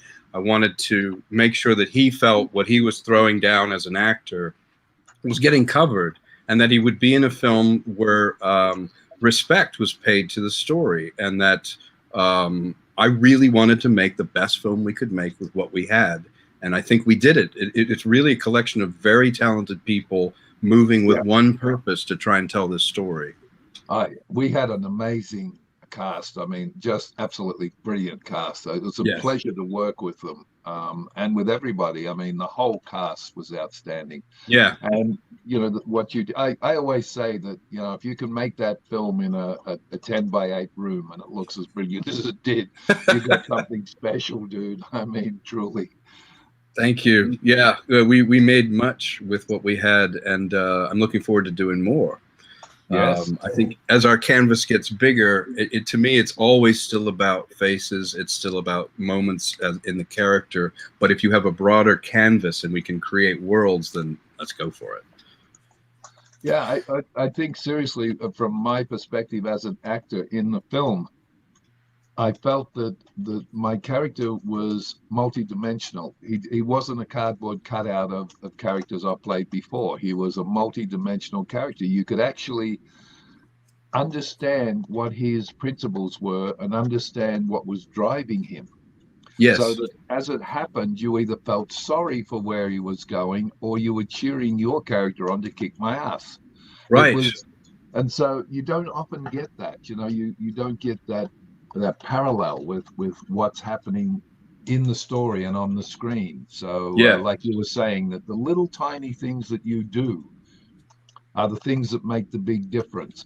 And there's a couple of times even with me that you had when I'm on the phone and the guy's saying, well, you want us to put out an APB on him, so what can we put it out on? And I go, I'll make something up later. Yes. And I hang up. It's that kind of thing. It's just so little. Yeah, it's so indicative of your character. And you said something really insightful when we were breaking down the script, because I know you like to work through it. And you said, he's the hero in his own story. If these, idiots weren't in your way, you're protecting the city, you're protecting your interests. He is a Caligula-like figure who rules over Los Angeles, but look, the flow of information goes through me. That's all. I'm just saying, I take my piece and I keep the peace, and the trains run on time. That's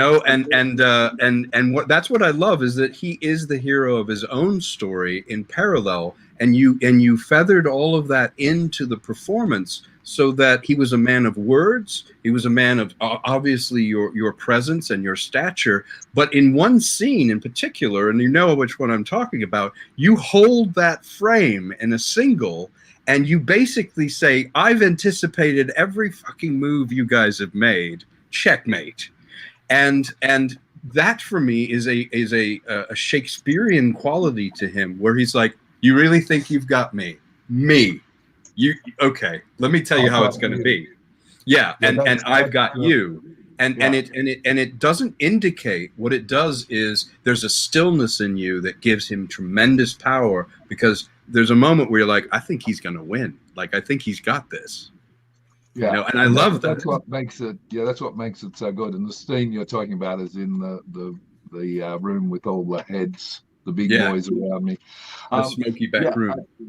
And I love some of the scenes with us when especially the scene at the dinner table when they're all having dinner and you're there, and I walk in, and it's like, that scene is so telling, is that I have no respect for you whatsoever. Yes. In fact, you're a pain in my ass. Yes. And it's just, I ignore you more than anything. Yes. It's just like, if you keep pushing, I'm just going to have to tear your head off, son. Exactly. And one thing that we did with the set that incorporated you and I into it as well is, at the beginning, people will remember I said there's a place setting in an empty chair set at her left hand, which was where the other sister would have been. And nothing is said about it other than, oh, is she not joining us tonight?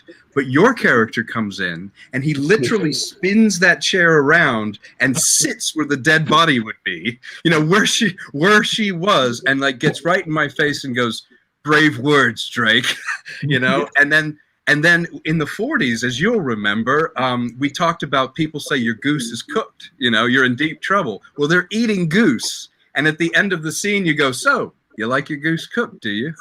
And it symbolically, even the meal is part of the symbolism of the plot laid out in front of us. And that's the kind of stuff I love. I know. I just enjoyed it. I thought that one of the fun scenes with you and me was on top of the police building when I was beating the life out of you. It was a great trust exercise. Yeah. Oh, yeah. Yeah. I told him you grazed me. Yeah. Yeah. That was fantastic. And again, what I loved about it was you were very powerful looking in my direction, and me looking at you, it had a kind of woozy quality while you're wailing away, and it's very calculated. He has his gloves on because he doesn't want to get his hands dirty with this whole thing, but you're like, look, you investigate missing persons, you're going to be a missing person. You know, it's such a great, elegant way of him going, I have this. You know? Yeah, you did some like that down near the end of the film where we're breaking into the warehouse at the museum, and all the guards are out there, and they go, "What do you mean? We didn't hear an alarm." And I shoot to them, and I go, "Are you alarmed yet?" Yeah, are you alarmed yet? Which is a James Bond level line. Yeah. But what I loved was it was a total throwaway. It's not even done as a line. It's like an offhanded comment. Yeah, you're just moving straight through, and you're like, "Hey, you alarmed yet?" And you keep going because they are just peons to you, and I love that about your character and about your performance. Oh, and I should say the cemetery here, that was real. The cemetery was in Pasadena, and we filmed all of that in there, but it actually looks like a backlot in a Universal horror movie. When you see it on the big screen, you're like, wait, are those tombstones real? They look unreal, but it's a real 40s cemetery in Pasadena that was kind enough to get us in there. We were able to film. And I think it really added a lot to the authenticity. And it's also the only time in the film where I have traveling, floating, moving shots, what would be called like a Steadicam shot. When I'm running through the cemetery, I wanted it to have a floating dreamlike quality where I'm running and I'm always behind them. I see a body being buried, but I can never catch up to them. And I wanted it to have that floating quality. And it's probably the only time in the film where a piece of equipment was used on the camera that wouldn't have been available in the 40s. Mm-hmm. Now, speaking of the 40s, Larry points out, awesome that this was made in the current environment. Thank you. Yes, it's very unlike a lot of films that are being made, and it really is a learning exercise for me in what made films like that great. What made John Huston such a great filmmaker? Jacques Tournier. Why were these films so popular? And I learned new things about the film language because I couldn't rely on more of a Michael Bay quick cutting way. You had to actually stage scenes in frame and show the relationship. And my mandate was, you should, with the sound off, know the relationships of the characters, who was powerful, who was weak, who was an equal. And by having the discipline of having to make a film like this, I learned about how to make a better modern movie. Mm-hmm. Indeed, yeah, I can see that. And speaking of a modern movie and making it, first of all, Makita Gott says, thank you for organizing this. Much success to Midnight's Edge and to all involved with Trouble Is My Business.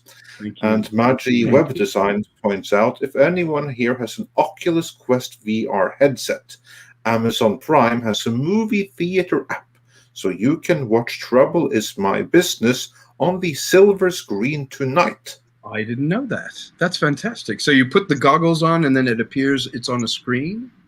I think so, yes. That's fantastic. Yeah, that's one of the beauties with that. And also, while we can bring it up, someone is inspired by your movie. BW says, Mr. Konkle, I'm 19 and I have been wanting to make short films, animation or live action, I'm not sure. I want to say films like this give me optimism. Do you have any advice in terms of funding? Well, depending on what you're trying to make, try and do something that's within the scale of funding that's achievable. You know, don't write something that requires, helicopters and all these different things. Try and look at what you have as a resource. And then you will have hard costs, but make a short and feed people, treat them great, but it costs nothing to have a good idea. It has nothing to do with spending money to get deeply talented people that want to do something quality. Go to your local theater group, support actors, get them enrolled in the film. It costs nothing to have a good idea, a good script, or to have very talented people that are there for you. My advice on funding is do something that is achievable this year. Yep. And the other thing, if you want to take a page out of Tom's playbook, is you promise the actor that you're paying him his daily rate, and when he starts, you say, "Oh, by the way, I forgot to tell you that the daily rate we're paying you is for an hour, but we're going to keep you here for 12." So then Yes, you'll have well, all the there's talent that. you need. Yeah, No, I pay in hugs.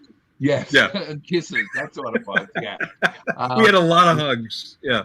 But yes, think- I'm very much an advocate to pay people when you can. But for if you're 19 out there, don't wait. Don't wait around. Get your feet wet and Vernon started early. I started early. Jump in and learn. Be afraid to fall. Just fall, fail, do things. Yep. And the thing is that sometimes the worst failures can be the biggest success. So never take anything for granted. And like Tom, I mean, Tom came to me, and I'm sure that in the back of his mind, he went, "There is no way in hell he's going to do this, but I'm going to give it to him and see where we go." And the point was, when I read it, I think I drove him insane because I wanted to do it so badly. Don't be afraid of people.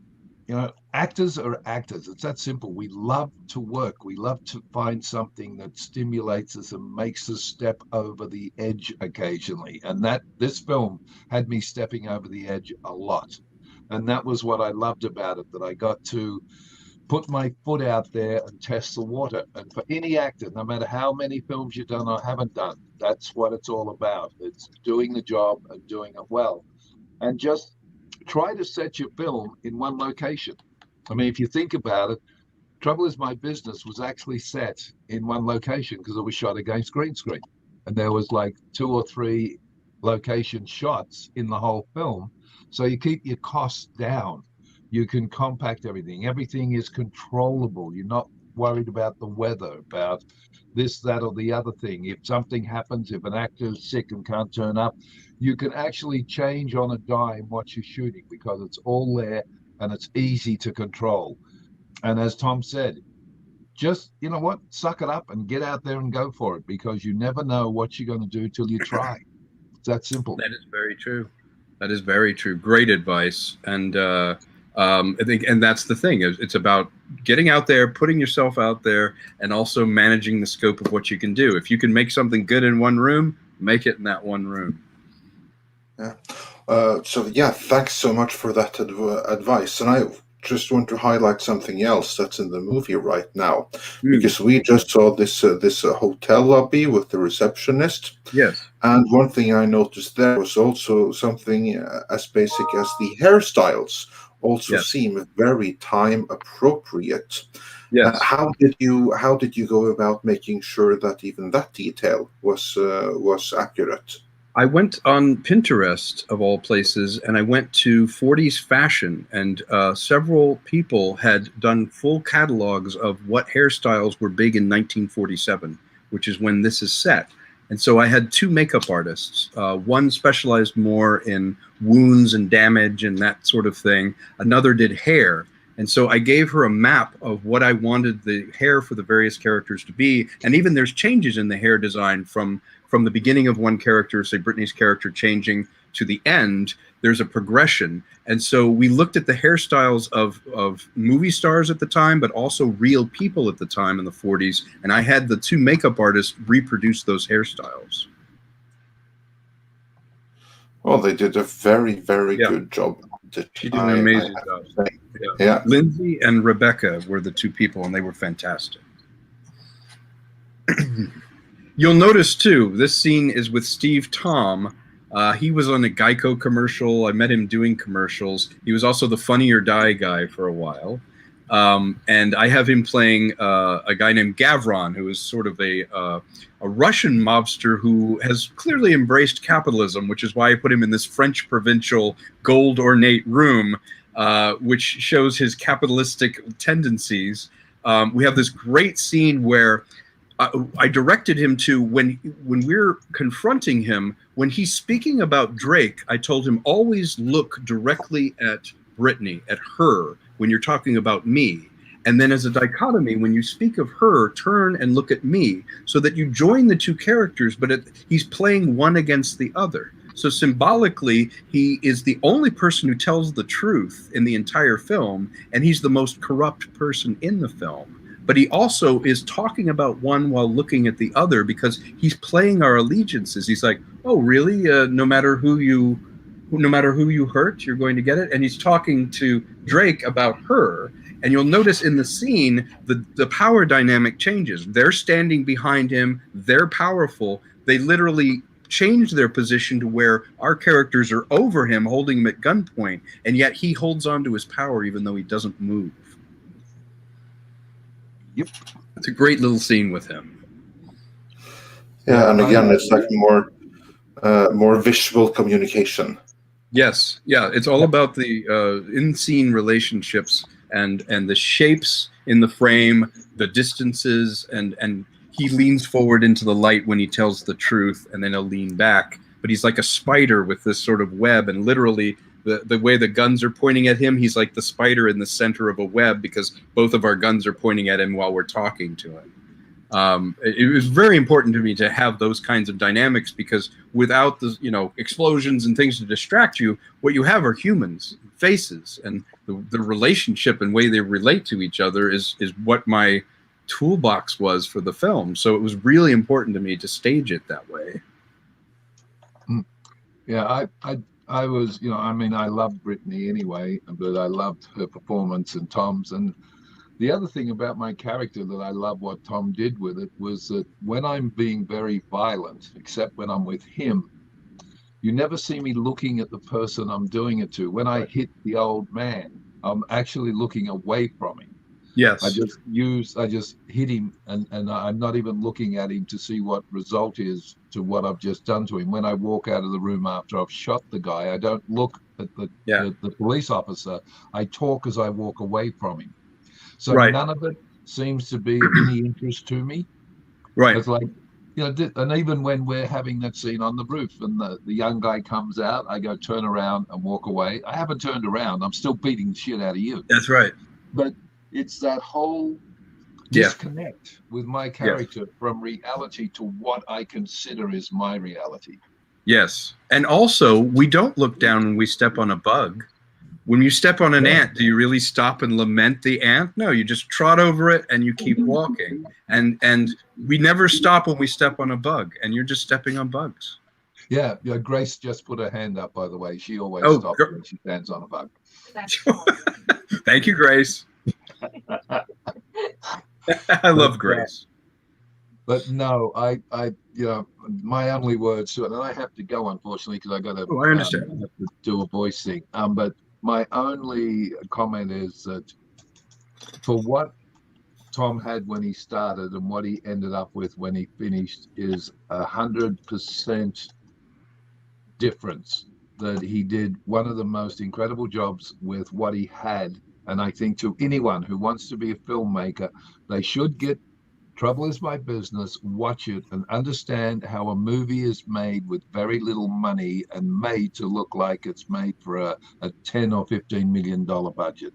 Because that's what he did, and that is what this business is all about. Making something that is entertaining, looks amazing, has amazing people in it, and no one has a clue whether it was made for $2 or $10 million. And that's what I love about him. I love about what he does. And as I said, as far as I'm concerned, I'll walk through hell with him just for the heck of it to see what it's like down there. Ditto. Actually, Ditto. We probably will the way we're going, Tom. The way we will. Yeah, we will. Yeah. Thank you, Vernon. That's very kind of you. I hope to do so many things with you, and you've been a dear friend, and your words mean a lot to me. Thank you. Well, thank you. It's been a pleasure, and I'm sorry, guys, that I can't hang around. But no worries. Fun, and I'm sorry thanks for joining at all. We are eternally grateful every time. We are honored to have your presence. And we also have requests in the chat that you come back for a commando watch party at some point. Certainly, I would love to. What movie was that again? Yeah, I've heard of that. Yeah. Yeah. Thank you very much. Some movie starring some Austrian. So some Austrian. Mr. Vernon Wells, it's fantastic to have you on. You have been great in this movie, and it's been great to have you here with us. So thank you so much for joining us. My pleasure, guys. Sir, it's Thank been you. a pleasure to be on it. And Tom, pleasure as always to be Thank you, around you. Give my love to the lady. And, I will. Hopefully, we will talk later. Okay. Thank you. Take Bye, care. guys. Thank Thank you. you. Take care. Bye-bye. Yeah, great. Great guy. I mean, just you can see why he made it a joy to film, and he's a professional. Just amazing. Oh, this scene here. This is the cable car scene, and you'll notice on the movie marquee is "Hang Your Gallows High" is the title of the film that's playing, and that was the original title of the book that Out of the Past, my favorite film noir.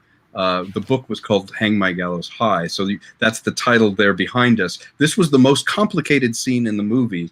There are hundreds of moving parts because you could see traffic, cars going down the street, cable cars, all of this.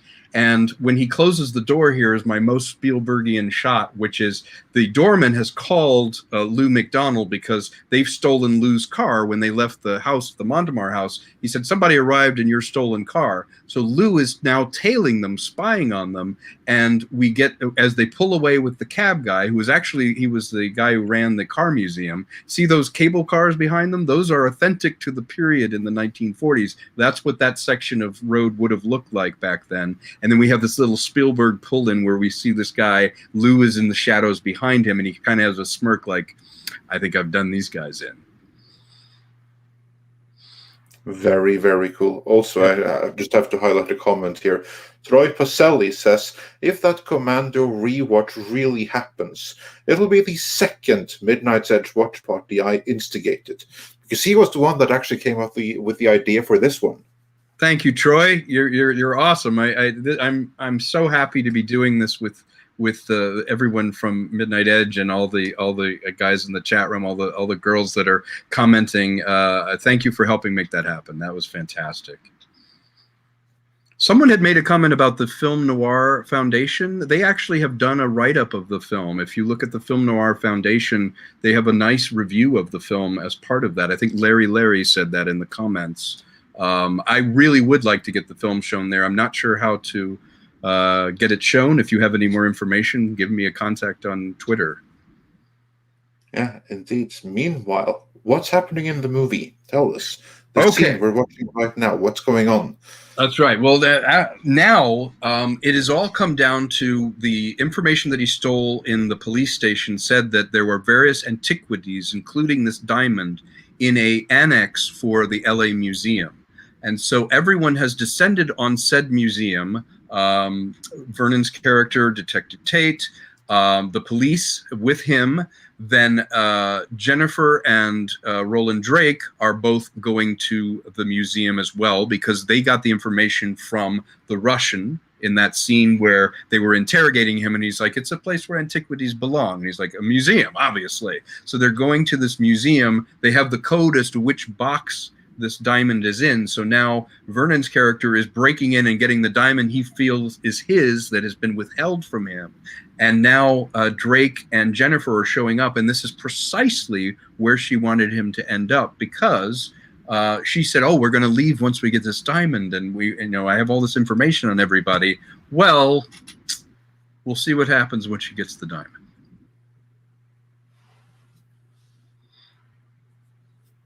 Typical woman. Yeah, that's right. I would love, if we have some women in the chat, I'd love to know what some of their favorite femme fatale characters are, that Lauren Bacall could have played, or any favorites that they have from movies, because the women in film noir were such powerful characters and so layered for the time. I think this genre is one of the ones that you really could look at both the feminine mindset, but also what power women were able to wield over characters and stories really came to the fore in film noir. Yeah. The answer to your question, Mr. Konkle, who is of the female persuasion, says, I liked Lana Turner. Yes, Postman always rings twice. She's amazing in that film. Yeah, she had an incredible screen presence. She was terrific, and again, great duplicitous character. Also, Darth Cerberus wonders, have you got any more Drake stories planned, or is this just a one-shot? I do have another idea for something called The Black Book, which would be a story of Lou McDonald and Drake and what happens once certain things shift in power. I would really like to make that as a sequel because I think it would be a very different style of film noir, but it would be an exploration of the same characters and more of their story.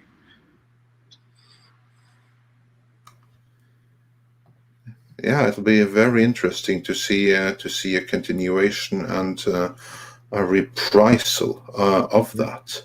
Yes, Brittany did win 2 awards. She actually won the Stella Adler Award at the film festival 2 years ago for her acting. She did a terrific job, and we won for the screenplay as well, but mostly for her acting. A funny story about this, you know, I changed the color of her eyes slightly. It's darker in the iteration of the sister, and then the blonde is slightly different.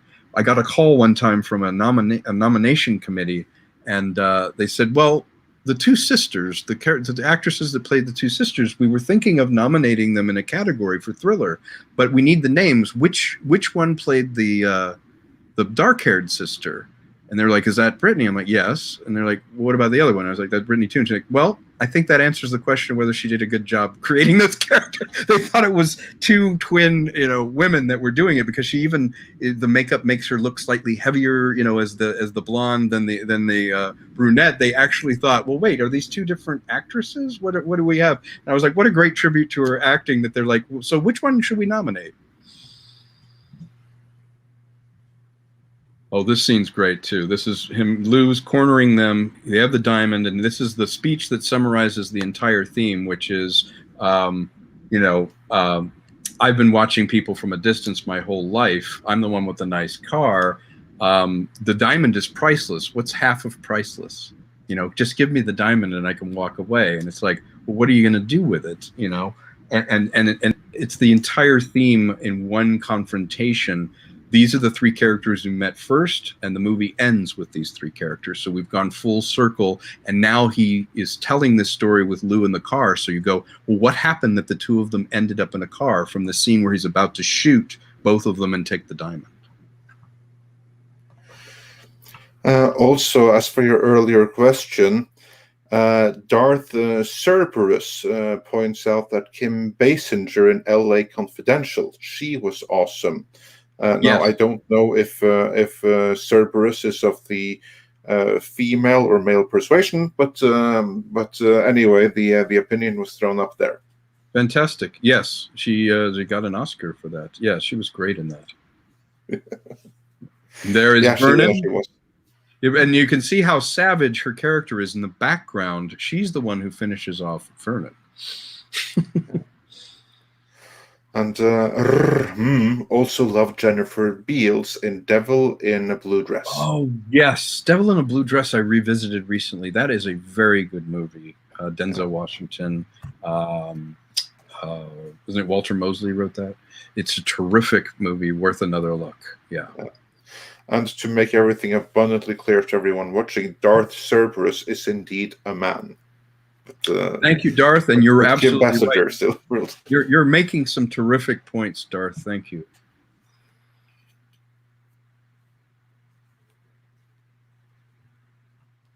Now here, we're seeing she's like making the argument, like, look, we've got everything we need. We talked about where we're going to go, and like a dog on a bone, the downfall of Drake is that he's too good at his job. He's like, wait, these pieces are not adding up. Nothing is making sense. What about your mother? What about all these other things? She's like, look, you can come with me or not. And he's like, I think I need to backstop myself here. Something's not making sense. So now the movie is beginning to knit back together timeline-wise, because now Drake's going back to his office. We'll see what happened before he walked out in the very first shot of the movie, where he walks out. He's at his office. The car pulls up and he says, I think she's still alive. Take me to the cemetery. This is him going to the office now. And we find out, what did he do to, just in case he was right about Jennifer. So we have this scene here between the man who manages the place and him. He's got two boxes. One will show up if we don't hear from him. One will show up saying, I know who did this. This is what happened. And the other box goes to Lou, and Lou is to deliver this message to someone if something happens. So now with this new information, we see that shot yet again where I say, take me to the cemetery. We're still alive. Now the rest of the movie plays out in real time.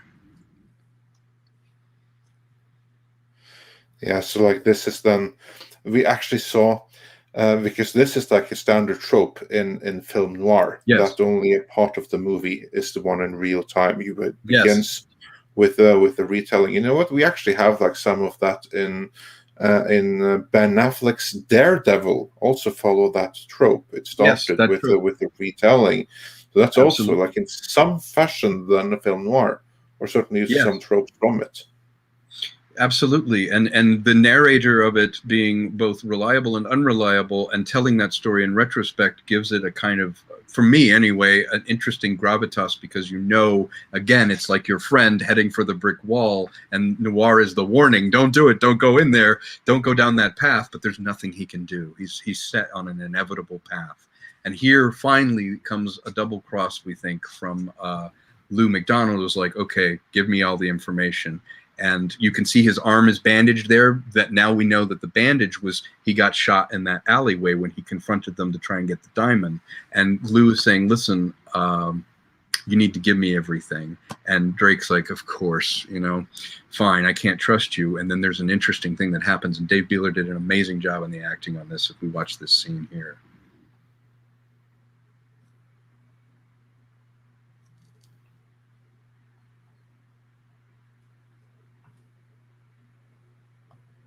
I love the lighting. It turned out really well. I worked very hard on the lighting in this. Especially the classic lighting with the eyes lit and just the darkness. That's such a cool effect. I had lights so off to the appropriate for the genre. Yeah, I had lights off to the side that had barn doors on them that made them down to slits, and Dave perfectly positioned himself when he needed to show us his eyes and perform. He could feel the light on him. And it added so much with the city sprawled out behind him. He's talking about living in the city. You're a little too shiny for the city. He's talking about the city, and we literally see it. And then here we're back in the cemetery. He's put everything together. He knows he's being played. She's like, look. And this is her pleading her case. This is female logic. It's like, look, I had to do this to you. I didn't want to fall in love with you. Why don't we do something? We'll take off together. And he's like, no, I'm a dog on a bone. What you did is wrong, and you're going down even if I love you.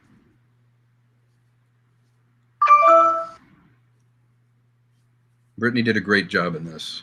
Those were amazing, real tears, really, and in the knife in the heart. Yeah, she did. Yeah, she did really, really good, I have to say. Yeah. Great cast all around in this movie. Yeah, these were all people that I'd worked with that I thought, they need an opportunity to shine in a film. And then literally stab the man in the heart, completing her plan as she'd always intended.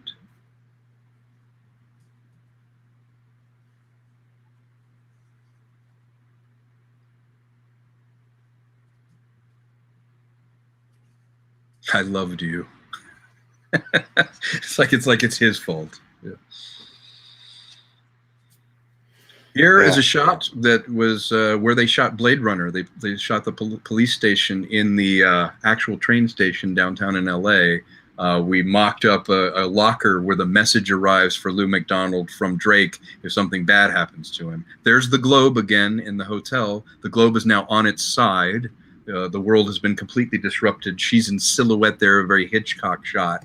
And then Lou delivers the letter that Drake hoped he never would have to deliver to her, because it means everything went south, everything went wrong.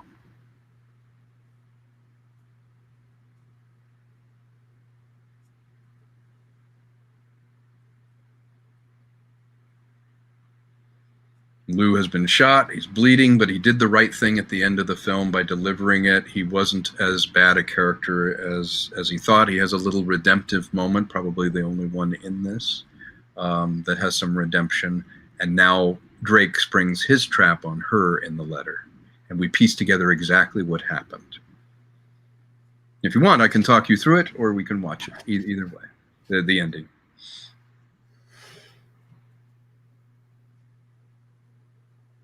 Up to you. Yeah. No, talk us. Give us like 1 minute to see it, and then talk us through it. Sure. Let the audience enjoy the moment and the revelation.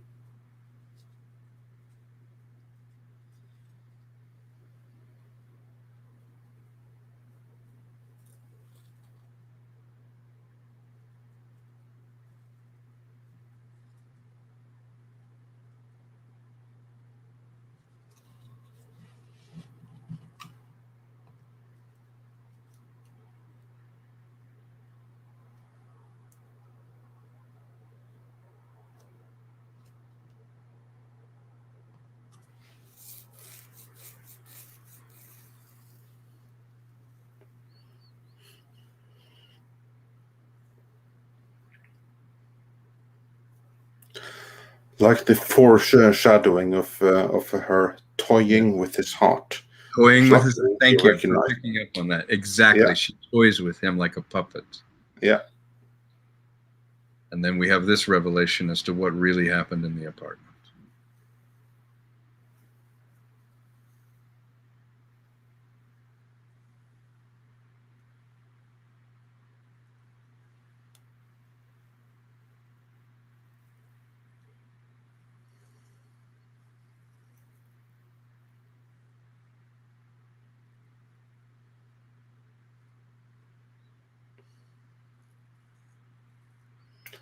And now we know the source of the blood. Yes, she used his own blood. And because we can't DNA type and information didn't travel, the assumption was it was the blood of the other person. She framed him for a murder he didn't commit, her own.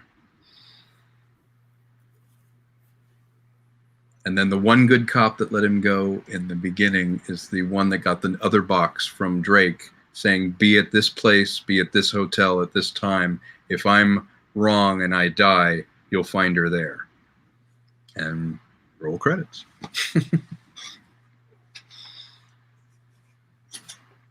It's a perfect detective story.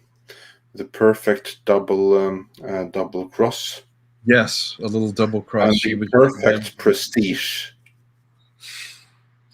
Thank you, Andre. Yeah, we were really happy with that. And I like how it emotionally kind of goes full circle where the manipulative person was in herself manipulated into confessing her own crime.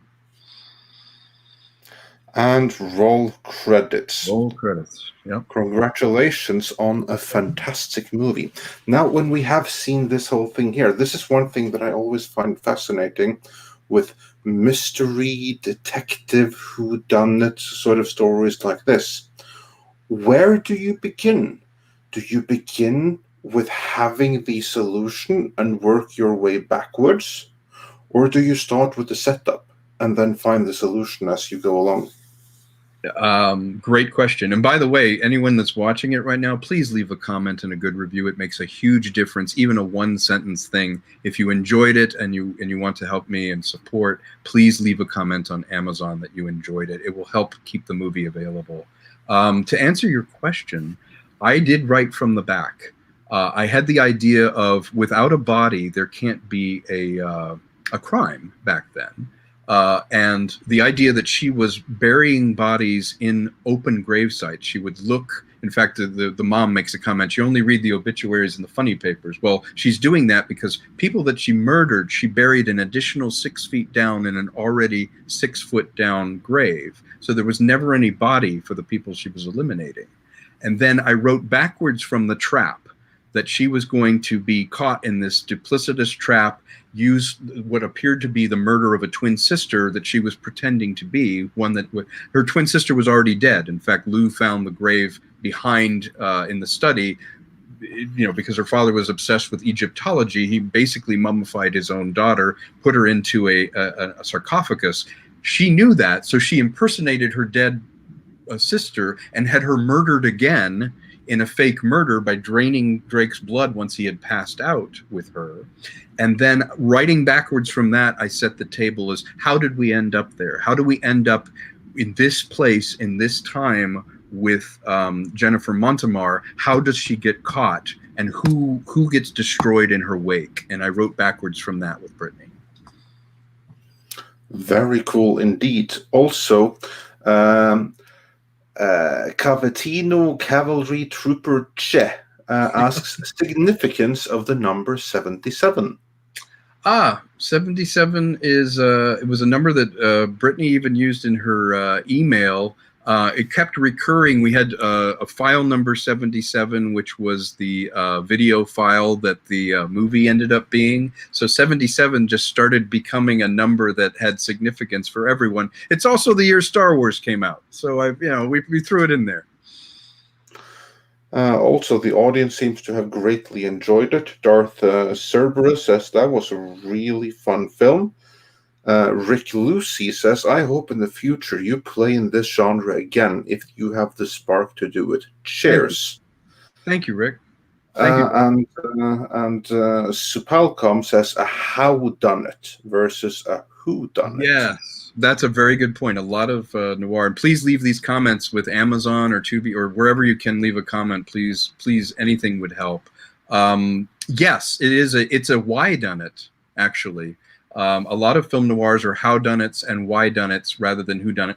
I think the least important thing is who-done-it, and much more important, why were they doing it, or what was the mechanism in human nature that does it. Only in a very prosperous society like the United States could you have, post-World War II, a noir kind of cynicism. You had to be that prosperous to really be able to examine the human psyche and the dark side of human nature in this context. And so I think the genre really grew out of the post-war experience, but also the prosperous quality of the US allowed us to examine the darker corners of human nature.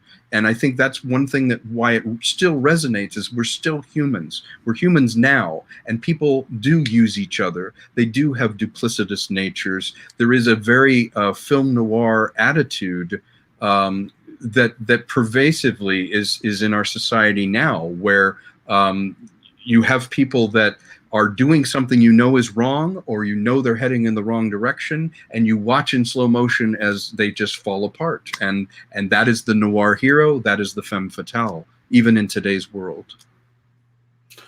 Also, Troy Pacelli says, this was amazing. I'll go give it a review right now. Thank you. And Rick Lucy says, great, I'm into noir films and you capture that feel so well here. Thank you. So yes, indeed. Great movie, I have to say. Thank you, Andre. Also says, excellent. And Donny Canup says, well done, the real deal with Tom Konkle. So an applause for Makita Good, and subscribe to this channel, says wow to the end revelations. So yeah. Oh, and also here's a couple of more questions. Rubik's 41 says, I hope Tom Konkle maybe would do an anthology film like Raymond Chandler's Trouble Is My Business, like a lot of short stories in a film as a project. That would be exciting, and it would be fun to weave together those short stories a la kind of Kurosawa's Rashomon, where each story leads to how did they end up in this place, or how do these people end up and have those short films connected. I love that idea. I would love to re-examine film noir again and try some different styles and different things within that. I'd love to do something like that. Also, Cavatino Cavalry Trooper J asks like a halfway serious question. Wait a minute, notice that two actors' children, let's move on screen here, have parts in the movie. Tom, were they paid a good rate? Well, one of them's my son, so I let him stay with me another year. and the other was Brittany's son.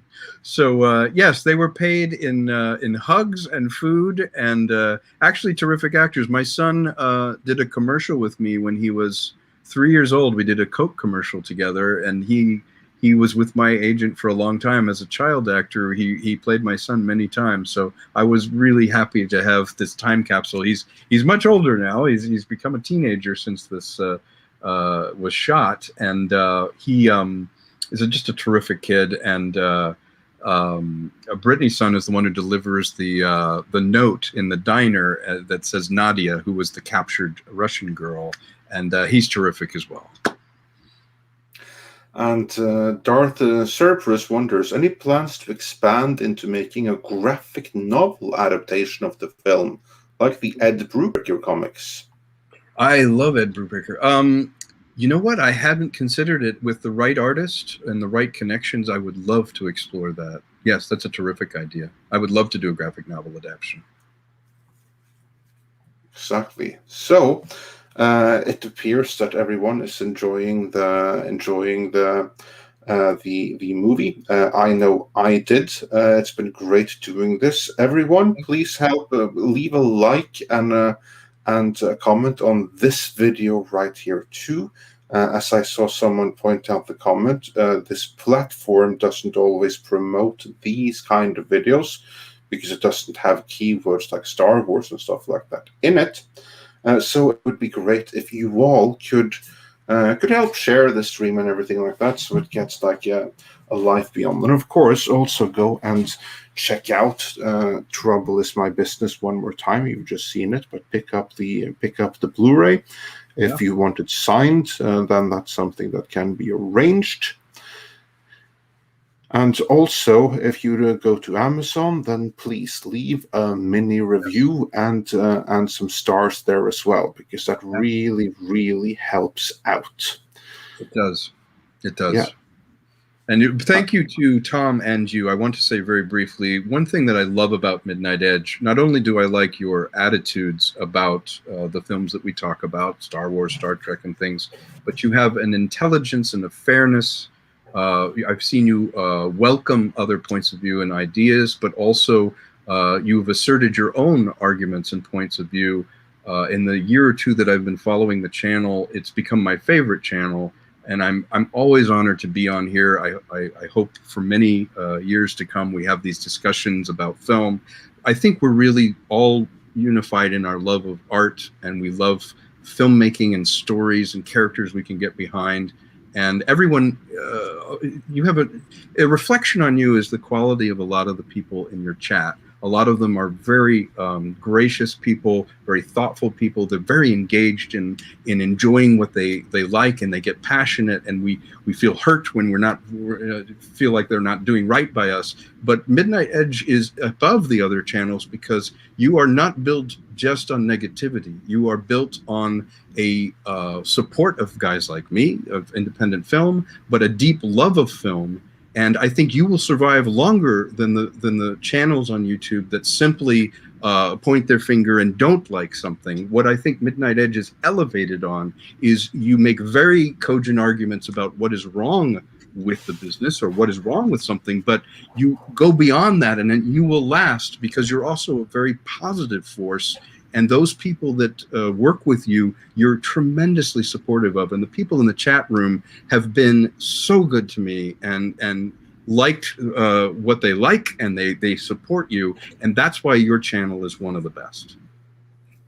Thank you so much for the kind words. We really appreciate that. And yeah, we hope to have you on for our discussions for many, many, many, many years to come, and to do many, many, many more watch parties of your future movies to come, all of which we look forward to.